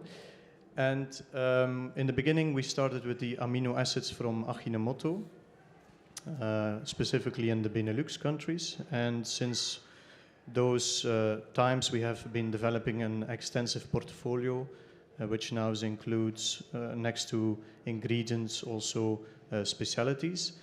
And I think for these specialities, it's very interesting because we look specifically to the market, what is available. And we as a company, we work together with universities and trial facilities all over the world. And we actually try to bring a new generation of feed additives. That's very important. So what we see nowadays in the market is some feed additives that are already in the market since the 1950s or the 1970s, 1990s. But we try to develop a new generation, which mostly is a third generation of feed additives. And is that also something unique that you could do here as a company? Or is there something that we would like to share with the audience, which typically is unique for Orfa? Yes, so for sure we can implement these feed additives also in the Emirates and in the Gulf region. Specifically, if we look to global feeding and global raw material prices, we see very high increases. For example, this year we see increases not only in the general raw materials, but also in the oils, for examples. And if we can focus, for example, on increasing the digestibility of these raw materials, then I think we can still gain a lot of points. I'm specifically thinking of a nutritional emulsifier that we have been developing for a couple of years, which can be very important here also in this region. Thank you. And your personal expertise, anything that makes a difference when it comes to you being here to help the people in the ground? Yes, so I'm almost 6 years in the company now. I've been trained well within the company, so I know what's happening in the market. And I'm already traveling around for more than, for 6 years in the world. I see different markets, different feed production plants, and I think that's my added value to the company, that I traveled a lot and I have seen a lot. Yeah. Thank you. Then, Bashir, please, on behalf of Van Aertsen. Well, my name is Bashir. I'm global citizen. I have been wandering around. I ended up in very nice place of the Netherlands, Limburg. I'm working for Van Aertsen. I'm area sales manager representing Van Aertsen in Middle East and Africa. I have been working with Van Aertsen about 6 years now. I have been traveling a lot, looking for all opportunities and chances to introduce Van Aertsen in Middle East and Africa. And Van Aertsen is a Dutch company, 70 years old. We started, not we, Van Aertsen, before me. Van Aertsen started in 1949. We are focusing on machines and equipment for feed milling and premixes. We do only what we know good, and we proceed doing it. So 72 years of experience in this field. And how many years of experience do you have here on the ground? In general, in Middle East, 50 years. We have our first feed mill ever built in Saudi, 50 years old feed mill. In Emirates, we have 40 years of experience. We have 2 feed mills here, 40 years, and they are still working. So far, so good. They should start investing in something new again. And we are looking forward for more cooperation with Middle East. Thank you. Clear. So already, ladies and gentlemen, you can see there's a lot of experience when you count the years of being present in the region. Colin, can you add some years to that as well, on behalf of Well, Hashtag? not so many as my colleague here on the left, I guess, but yeah, good afternoon. Thank you for that, Rowan. My name is Colin Hoon. I'm the International Sales Manager for part of the Arabic world and Asia at Hashtag Incubation Technology. As the name indicates, incubation technology, this is the core business that we are still active in, but in the meanwhile we've grown to be active in a more broader framework, trying to come up with innovative and even disruptive technology to help improve the food production industry. And yeah, like I said, it started in incubation, but in the meanwhile we are also active in plant growing, and always with a key focus on sustainability and animal welfare. So actually this is a subject that fits like a glove for us. Wonderful. Bashir, imagine we focus on poultry specific and we look into Middle East. What, according to you, your vision, is the role of poultry in food security? And what challenges do you see when it comes to poultry production in this region? Okay, first of all, in this region, we know the culture of the region. Poultry is a main source of food for like 90% of population. So we focus on poultry. We have a lot of success. Most of our feed mills, what we built in this area is for poultry, either layers or broilers. And we have a lot of experience. We have been doing it in this area for 50 years. What we do for them, we don't offer a standard solution. What we do, we just let people dream, and we work with them to fulfill their dreams. And what if one thing comes up on your mind is always important for you when you are here in Middle East, you talk poultry production, to not forget a factor of success? A factor of success, as I mentioned, first of all, we offer the complete solution for feed millers from A to Z. They don't have to shop around or something. When they start with Van Aerten, we understand exactly what they are looking for and what they are about to do. Then we can bring their dreams in real life. We know and familiar with all challenges here in the area. It's based on country, they have different challenges, but we can meet all the requirements and tackle all these challenges. In Saudi, we are very successful. Saudi is the biggest land in the Gulf area. Most of big feed mills built by Van Aerten. In Emirates, we are doing our best and we are growing on in this field. And we don't have any problem to meet the requirements of the customers. We don't ask the customer to fit his dreams or something in a certain frame for Van Aerten. We ask the customer, just share with us your dreams and we fulfill it and we let you to live your dreams. And then all the results, the feed plans that you produce are unique, they are different because of that. Of course, and just to prove that, we have a lot of customers, they have the first feed mill from Van Aerten, second feed mill from Van Aerten, third. So if you are not satisfied with Van Aerten, you will go shopping and try to find a different source. Thank you. Bas, poultry, Middle East, your vision. Yeah, you see, I think it's one of the main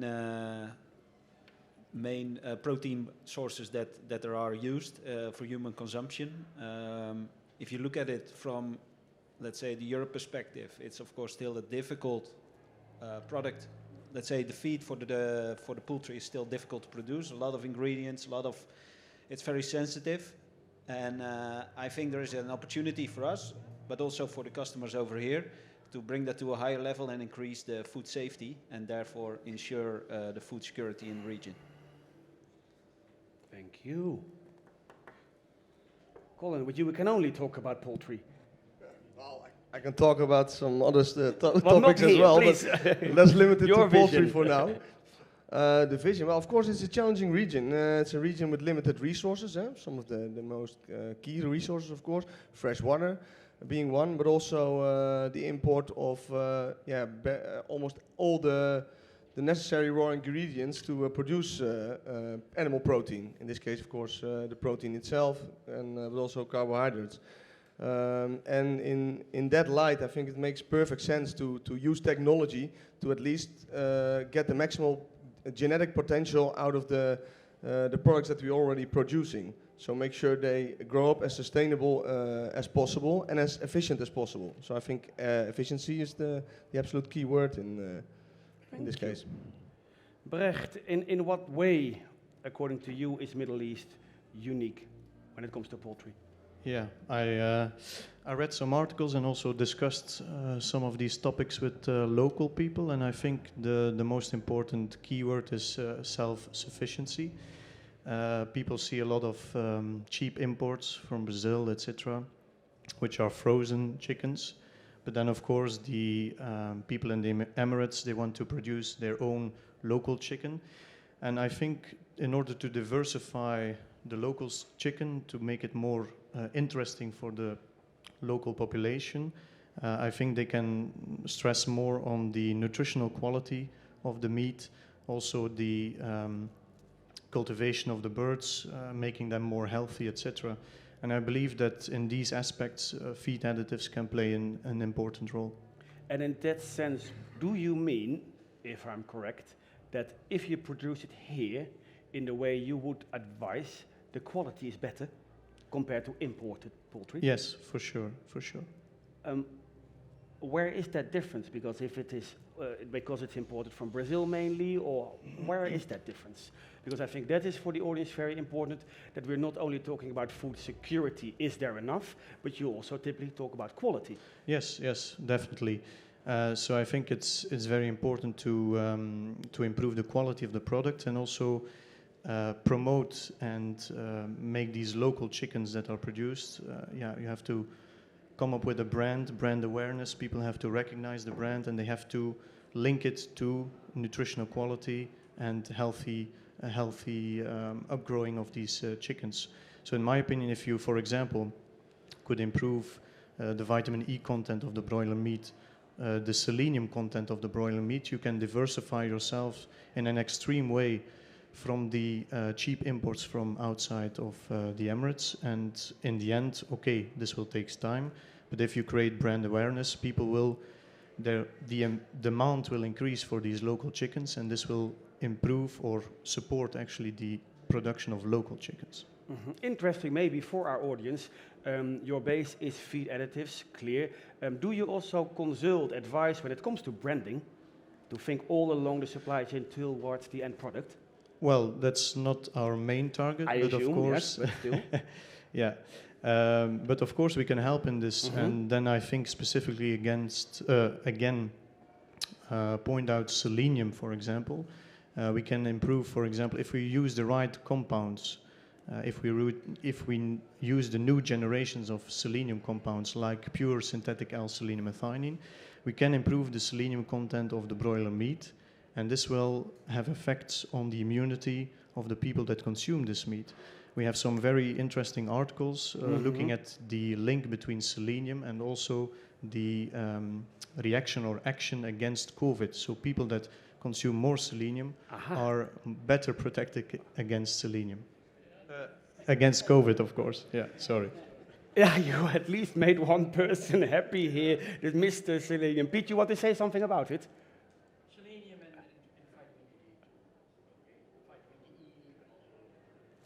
vitamin E. Okay. We now have some sort of an idea what is happening here, what we could do when it comes to food security and the role of poultry specific. I also promise you that we will look very in-depth in practical proofs, best practices, learnings. Colin, let's start with you. Can you highlight one of the projects that you have recently or are currently running? Yeah. Why they chose you? What are you bringing? What results do you expect? Yeah, thank you. Unfortunately, there used to be someone in here in the audience that was heavily involved, Mr. Willem. Yeah. But he left at the moment supreme. We You are have to do actually it on your own. currently constructing a hatchery about 2 hours from Abu Dhabi in the city of Al Ain, in which are going to produce broiler. We are constructing it at the moment. I was there on Monday. We expect it to be operational somewhere around Ramadan. The reason why they chose it, like I said before, efficiency is the key word. Due to innovative technology, we are able to build a hatchery with capacity similar to that of our closest competitors that has a 30% smaller footprint. Like you can imagine, if you're doing an investment for 30 years, 30 years without switching the light off or doing air conditioning or cooling or heating in 30% of a building size, this makes a difference. And our philosophy is to always pinpoint on animal welfare and efficiency. This was one of the reasons for them to choose it. And without going too much into technical details, there were some other motivators as well. One of them being that they are able to grow flexibly into their end capacity. So step by step grow into it, whereas similar technology from other suppliers does not allow this.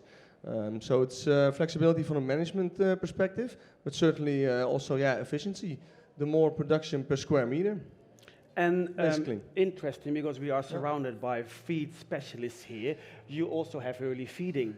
Is that something that we should talk about? I'm actually very happy you brought that up, because this is something I really love to talk about. And the feed guys might not be happy to hear this, but from a sustainability point of view, like I highlighted before, in a country that heavily relies on the import of proteins and other parts of the feed, which is of course 70 to 80% of the cost price of a broiler chicken, it makes perfect sense, like I said, to at least try to squeeze out all the genetic potential that is inside this chicken already.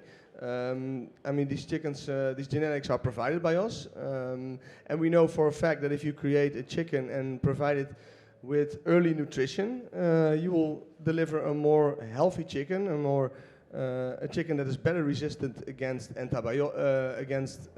disease pressure, so you will reduce antibiotics in the mix as well.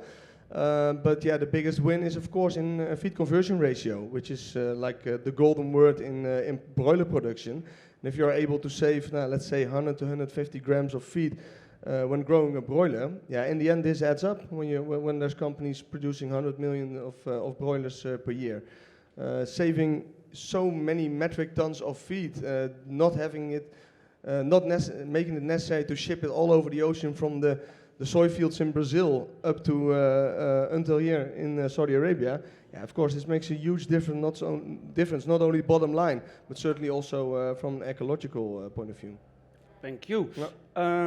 Brecht, you very much from the ORFA perspective also look into animal health in the way you look into it, into cost reduction from an FCR point of view. And what project are you currently running or involved with in the region that could explain a bit on how you do it? Yeah, so maybe for the people in the audience, ORFA is not present for a very long time, like from my colleague here. So we are a recent arrivant in this region. But I think that we have an interesting cooperation with the local partner, distributor, IFT. And actually before the VIV or this expo, we went to visit some customers, and specifically dairy cow nutritionists, but okay, that's another topic. But here we talk about poultry, so we also went to poultry nutritionists, and we see quite a lot of interest in, as again my colleague said, improving the feed efficiency. And there I see an important aspect for feed additives, of course, because we have a specific type of feed additives called digestibility enhancers. And via this way we can reduce the feed conversion ratio, or even, as you mentioned, reduce the feed cost by importing less raw materials, etc. And this also works into the sustainability concept, of course. Thank you. Bas, efficiency, you look from the perspective of automation, flexibility, data-driven solutions. Which I would say investors, producers in the region chose you recently to work with? Yeah, we are working on a nice project in Saudi. It's not been a done deal, but I think we're close. So they didn't choose yet, but I think we're close. Okay. But the main reason was that those factories are older, and traceability, if you talk data, you want to know what's happening back and forth. So you want to know what you put in, you want to guarantee that, and when something is wrong with the chicken, you want to come back and see, okay, where did it went wrong, so I can prevent that for the next time. So that customer is looking for a solution where you can really track and trace what happened with the feed from intake, so coming from Brazil, because we mainly talk here about proteins for human consumption importing, but a lot of the proteins that are used for the chickens are imported as well, because not a lot of things are growing over here. If you talk about availability, all those kind of things, you actually want to make sure the nutritional aspects of the feed are there, and you want to trace that. So for that customer, it was important not only to have availability of that product, so to store it and keep it for a while till it's used, but only to make sure, also to make sure that the right ingredients are there, and it's all logged into the data that can be sent to the customer and the farm. Thank you. Bashir, is there already another client that after 50 years said, hey, let's invest again? Yes, we are. We are very active in this area, and we are also part of food security program in Oman. We just started production in one of our 10 key projects in Oman. It's for one of the biggest names, Asafa Food. It's 50 ton per hour feed in Oman. And this, I'm talking about food security. We are also active in feed safety. So we have a project in Saudi for another company. They are making feed for grandparents. So they were looking for a way to improve the safety of the feed, to improve the hygiene of the feed. So we offered them something what we call heat-treated mash. It's a way to secure the hygiene of the feed, because for grandparents it's very important.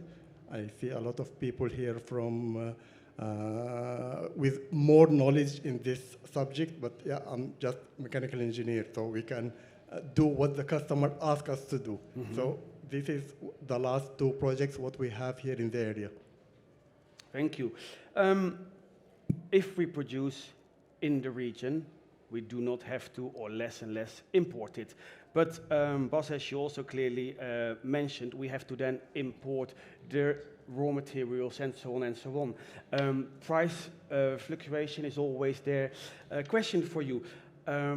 How can we add enough flexibility in the factory so that we can adapt to that, whatever is available at the right price, and it changes all the time? Right, yeah. A supply chain kind of question. Yeah, the supply chain changes a lot. So you see sometimes factories have a standstill because there is no supply of raw ingredient. So for example, soya or corn or grain or whatever is coming from outside this region by ship, and it's coming in big ships like 5,000 cube or more coming in. You want to buy it at the right price because it's 70-80% of the end price of the feed. Of course, a lot is driven by additives as well, but the big volume is coming from the, let's say, the carrier, the protein source. And by having enough flexibility, not only mechanically, because that's an easier part maybe, but also in software, that you can have different routes, different options to modify your recipes and still having the same nutritional values that you promise to your customer. It gives the factory the option to still produce and supply feeds, because the animals have to eat every day. And but having the flexibility on changing markets availability and using that not only as a business case to buy at the right time, but also keep on supplying to your customer. To also keep on supplying to the customer, very important. You have the solutions, software and so on. Does that product, such technology, then do everything for you?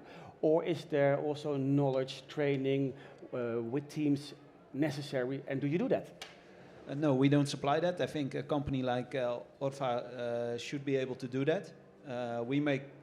We only make the technology available and make the factory suitable doing it, but the knowledge on nutritional level has to come from somebody else. Yeah. The knowledge on nutritional level.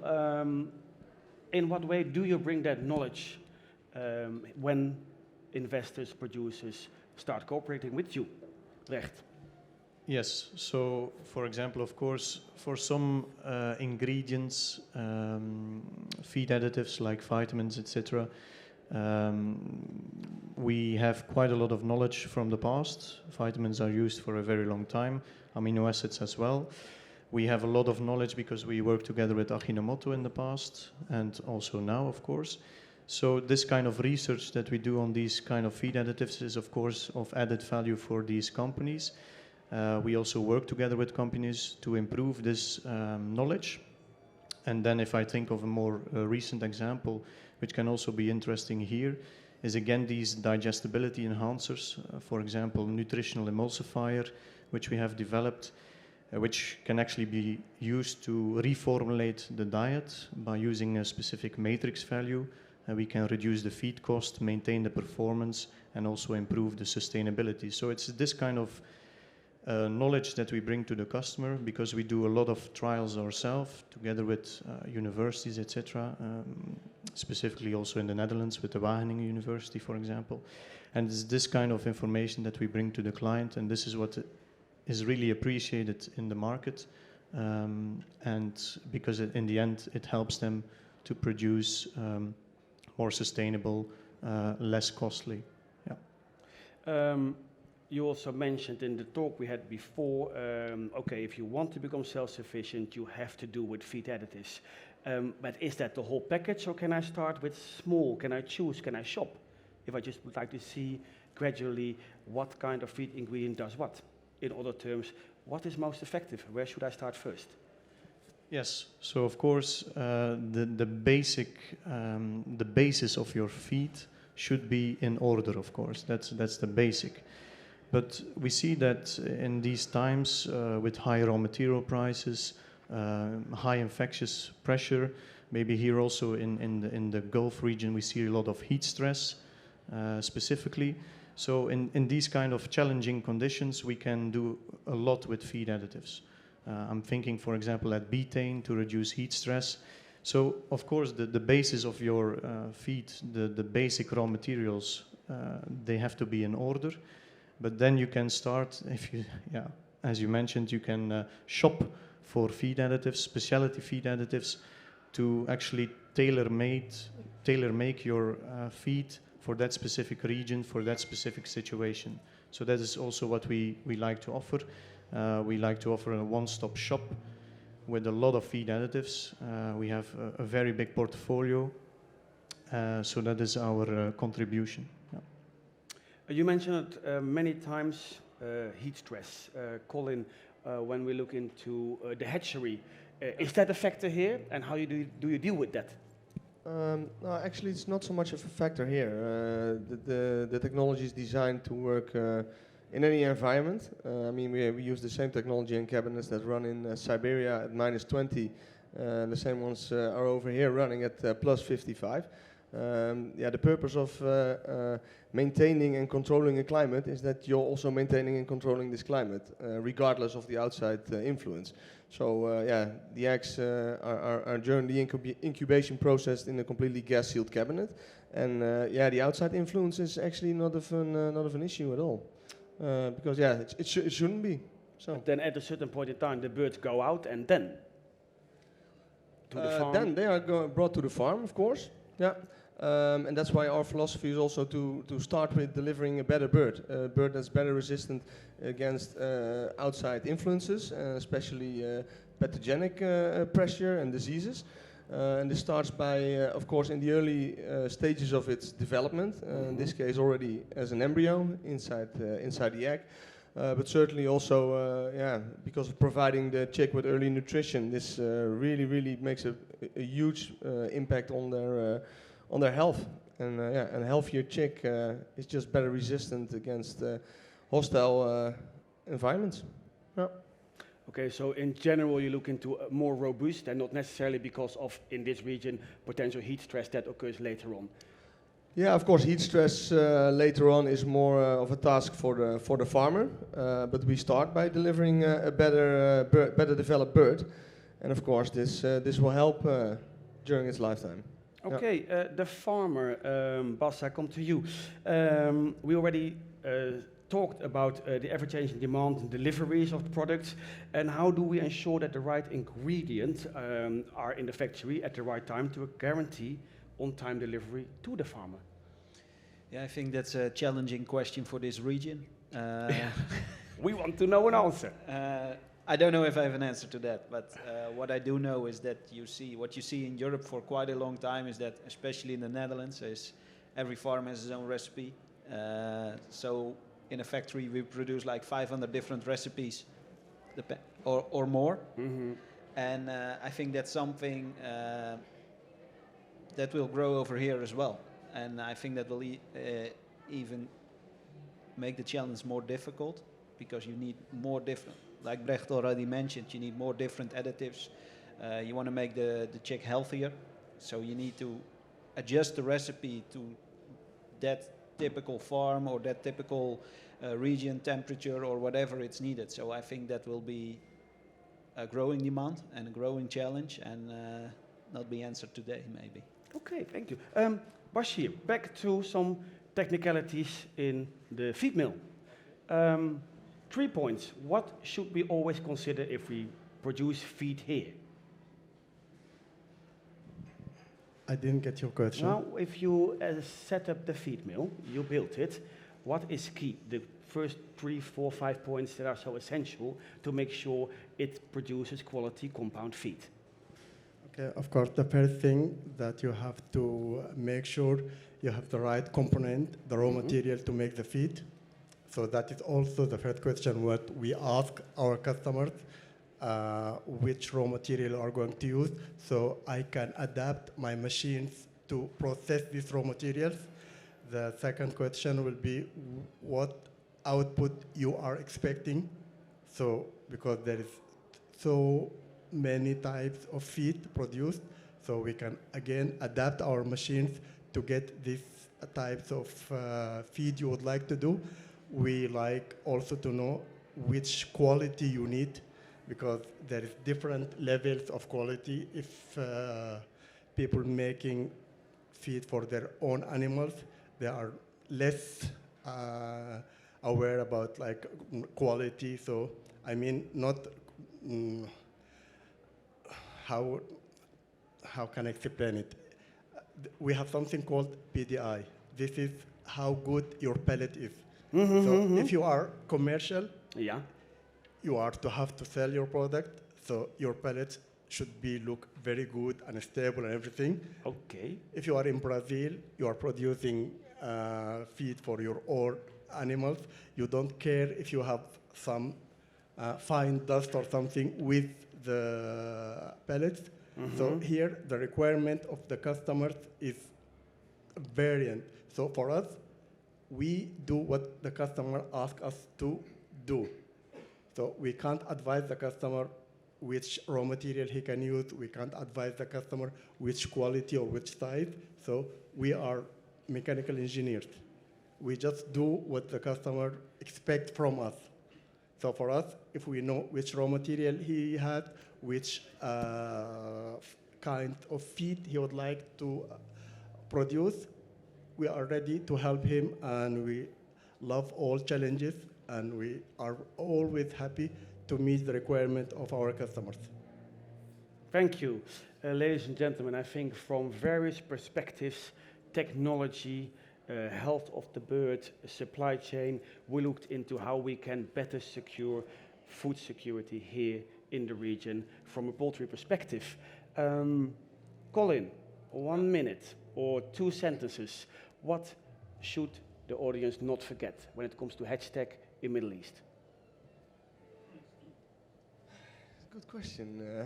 Now, well, this is your moment of glory, because this is what they should not forget. What they shouldn't forget is, I think the future of sustainable food production lies in embracing technology and By embracing technology and true innovation, I don't mean like the development of the last iPhone by just adding a camera every year, but by being truly dare to be disruptive, dare to come up with new technology and dare to take risk, because that's what has brought the Netherlands always to the top of the mountain and the top as a technological exporter. Makes us also more resistant to outside influence and outside competition emerging in other places in the world. So yeah, dare to take this risk and embrace Dutch entrepreneurship. Thank you. Brecht, what would be your take-home message? Yes, I would like to quote our slogan actually. We engineer your feed solutions, which means that we can provide solutions, of course, to your needs. But what also is interesting is that we are very much able to look into the market, what is present there, and make a new generation of feed additives, as I mentioned in the beginning in the introduction. So this is very much in our interest. We are not a company that has a couple of products and then, okay, we are fine with these products, we sell them, and then okay, what happens in the future, we will see. But we try to innovate every year. We try to develop new concepts. Me as an innovation manager, I'm obliged to innovate, to make new concepts. So the CEO told me 2 to 3 new concepts per year. So that is my job. And I hope to bring them to the market. Thank you. Bashir, up to you. You talked a lot already about the added value of what Van Aarse can do and so on and so on. Those are lengthy projects. Are you also fast to start on the ground if an investor wants to do something? Of course, we are fast. We are fast in a way that we don't have like ready solutions, so the customer will come to our shop and choose one. No, we offer tailor-fit solution for each customer. We don't believe in concept one size fit all. For each individual customer in more than 140 countries where we are active in, we try to meet the requirement. So we can't say we are quick, because if you make something quick, you don't make it good. Wonderful. Bas, Last what one. should they not forget about you? It's like Brecht already said, they engineer the feed, if I repeat correctly, and at the end of the day, if you're a feed mill owner, you still have to make it, you have to put it in, and you want to guarantee that to your customer. If you want to have that automated, not rely on people, and have it stored in data and assure your customer it's in, I think they have to call KZ. Gentlemen, thank you so much. Questions from the audience, perhaps? Then we'll leave it to this. Wat nog? Ach, nou, Henny toch. Henny. Come on. Share what you would like to know with us. We'll hear you anyway. You'll hear me anyway, yeah. I can self-fish at the market. Yeah, but no, I was wondering, in Europe, we find there are certain countries that are quite chauvinistic, and that sell like food from their own soil, from within their borders, with more favor and a higher price than what they import. Is that something that you doing business in this region think will make all of the difference for your clients? Because the local production is now still, well, small, and I would like to expand. Do you think that if it's, like for instance in Germany, when it's 3 or 5 times D, it sells better, and then here it would be AUD, but how do you see that social component? Question to me? Or in general? In general? Yeah, I think it has a future if it's connected to a marketing concept, same as we do in Holland, of course. I mean, I think we are the perfect example of countries where there are maybe a little bit too many marketing concepts sometimes. But yeah, sure, if the consumer is willing to pay for it out of nationalistic reasons or whatever, yeah, why not? Somebody would like to also address this? Now, at least what we could conclude also, considering Hub Orange thinking in concepts very Dutch approach, as it has been, as we would also like to strengthen more and more. You talked about it from a quality point of view. So you do not also only secure food, but you can even make it better, brand it.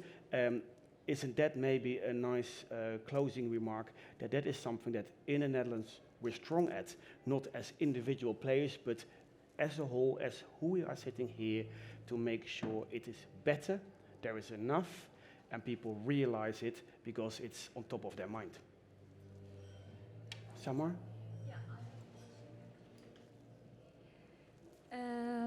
I'm still see a lot of high challenges between when we talk about food security, local products, and increasing the productivity of poultry, let's say, and comparing to the import poultry products, because still the locally produced cost is controlled by the government, and with the high cost of raw materials and the high cost of feed, how can we make like the balance between the import and the export?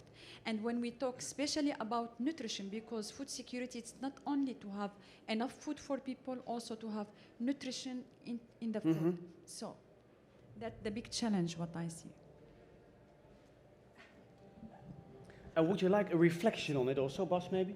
Yeah, I think we see those high material prices at the moment everywhere, even the high feed prices. I think we see them forever. It's always under pressure because it's the thing they have to buy to grow the chicken or grow the animal. But is it the price of the feed, or is it the feed ratio compared to the weight the chicken is growing? I think that's an important question, and especially in the markets where there is a lot of pressure on prices of feed, I think they have to think about, okay, how can I improve my ratio, having a better feed for my animal, and then talk about the business case instead of talking about, okay, how can we lower the price of the feed? Because I think that's not the question. I'd like to respond to the question as well, because if I grasp it correctly, it is about how to balance out the difference between cheap import meat and local production. And I think in many sectors all over the world, this is mostly initiated, the local production is mostly initiated by import tariffs and government regulation to make sure there's an even playing field for the local market to even develop. Thank you. Can I add something, please? Jan, Dutch Poultry Center. Rowan. Oh, sorry, Bashir. I would like to give a short answer to Please go ahead. So, as far as we concern, because in poultry, for broilers, 70% of the cost is feed. So, yes? Okay. So from our side, we are doing our best to reduce the cost of making the feed. We can't change anything from raw material or something, but we can do very good that make sure that we take the benefit of all raw material. There is no waste in this raw material.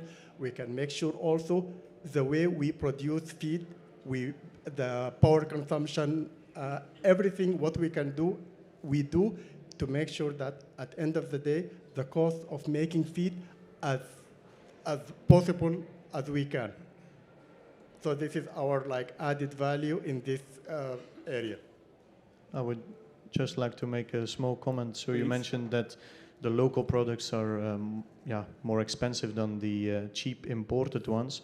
But in my opinion, if you can brand it, if you can make your local products the nutritional quality of your products better, and people see it, people know it, then they are more than happy to pay an extra price for this locally produced chicken, in my opinion. So it's, in my opinion, all about the quality of the product, as I already mentioned, of course, but also brand awareness, making people aware that this is high quality, locally produced chicken, and they will pay the price. I'm happy to pay the price for a nice chicken, yeah. Not to ignore reduction of cost, but value, value. Tariq. Thank you for the mic. I just carefully listened to what you said, and you said people are willing to pay a little bit more if the quality is really good. But how are you considering now low to medium income families that also want to have access to these products? Because now you're basically saying, well, this is chicken for yuppies, young urban people or people with plenty of money. So I would like to hear your response on making this more accessible for people with lower incomes. Yes, thank you for that question. Of course, people that spend a big amount of their income on food, that's of course an issue. In that sense, I would like to mention that of course these people also deserve to eat healthy and to eat high quality foods. And in that sense, I think that the government should intervene and try to come up with some kinds of subsidies towards these low and middle income people, not towards the sector providing the poultry, because this can disrupt the poultry sector, but more towards social programs, etc., in order to enable these people to also buy the nutritional quality foods or high quality foods that they deserve. So it's another type of discussion, in my opinion. It's not about the poultry production per se, but about social programs, trying to lift people out of poverty, etc. Yeah. Yeah, self-sufficiency is also in that sense political, of course. Yes, of course, very much. Nee, Piet, Jan was first. Sorry. Yeah, thank you, Ruan, for giving me the possibility for this question. Well, this afternoon, in fact, we have seen two main topics. In fact, first the concepts, the discussion about concepts and what is all possible and what kind of things we are working on. That's perfect. In this group, there is the main focus on efficiency, good feed conversion ratio, perfect production. How can we bring these two together? Because you can only focus, I would say, on one thing at the same time, whether on efficiency or whether on a concept. How can we bring this together? Is that a right conclusion, Bas? Is it possible to do only one? Well, that's indeed exactly my question, and that's what I like to hear from the panel. Because if Brecht is innovating, doing a lot of new things and adding more and more, at the end of the day, the Van Aarsen or KZ factory has to be changed. Otherwise, it will not possible to produce the product. So I think it's something that has to be that we have to put together, maybe a brand together, and tell that to the potential customer as a collaboration. And coming back to the chauvinistic question, maybe not looking at the Netherlands. Okay, they know everything, but or cultural, but use the knowledge the Netherlands has and has been using for many years in their own area and use it over here instead of trying to figure it all out again. I think that's the main topic. Well, I'm happy to hear that you should bring these things together to get the best possible for both. Yeah. Piet. I think the feed composition here, which is used for poultry, is more or less the same as we use in Europe. If not, please tell me. And my question is, the local production of raw materials here, how much is that? How much does that contribute to the feed, you know? And the other raw materials you need, that is probably a soya and possibly a little wheat or so, where does that come from? From Brazil or from, you know, do you know? I think mains are coming from Brazil and America, right? We have a lady who Yes, hello. Happy to say something about that. First, I would just like to comment on the subsidy matter. There is already subsidy in feed and poultry and dairy in the UAE, especially in the Emirate of Abu Dhabi. And being in the market, I can say that the soybean and anything, corn, anything comes from Brazil, the US, all of the big producers. Mostly the quality makes a difference, but given some feed mills have subsidy, some does not have subsidy or don't have subsidy, it makes a big difference in quality. And some poultry farms are left to buy from the subsidized feed mill because they cannot bear the prices, even though now the price of raw material is going just up and expected to get even higher. So yeah, just to answer your question, unfortunately, we are not able to grow our own crops. So we have been exporting, and I think we will be exporting for the couple of years. And the feed is a big matter. It makes up to 60 or 70, maybe even 80% of the cost. Thank you. Maybe I can add to that. So thank you for your answer. So I don't have to give the answer. I just want to say that of course import of raw materials is very important. Otherwise, it's not possible to produce poultry here. But what I can say is that certain feed additives, they have the possibility to improve, for example, the quality of local raw materials. For example, making the quality of poultry fat that can be locally produced from the poultry that is slaughtered more high in value compared to the soybean oil that is imported. So, and then it can be an interesting calculation or idea to replace soybean oil with poultry fat locally produced. I see the lady shaking with her head, so... sorry. Okay, yeah. Then it's a case of legislation, okay. Again, political. Somewhere could be done. The local contribution is not much. It's just, how much is that? 10%? 20%. You have your answer clear, Piet. Question? Oh, okay. Oh, you could not hear it, Piet. Just repeat what you said, please. My question was, how much of the how much local contribution of raw materials is in the feed? And I heard it is 20%. Is that right? Not in? I see. On the average. Not all of the Emirates. Not all of the Emirates. Okay. So even within the region, there's that big difference. Yep. Okay, final question maybe. Maybe not.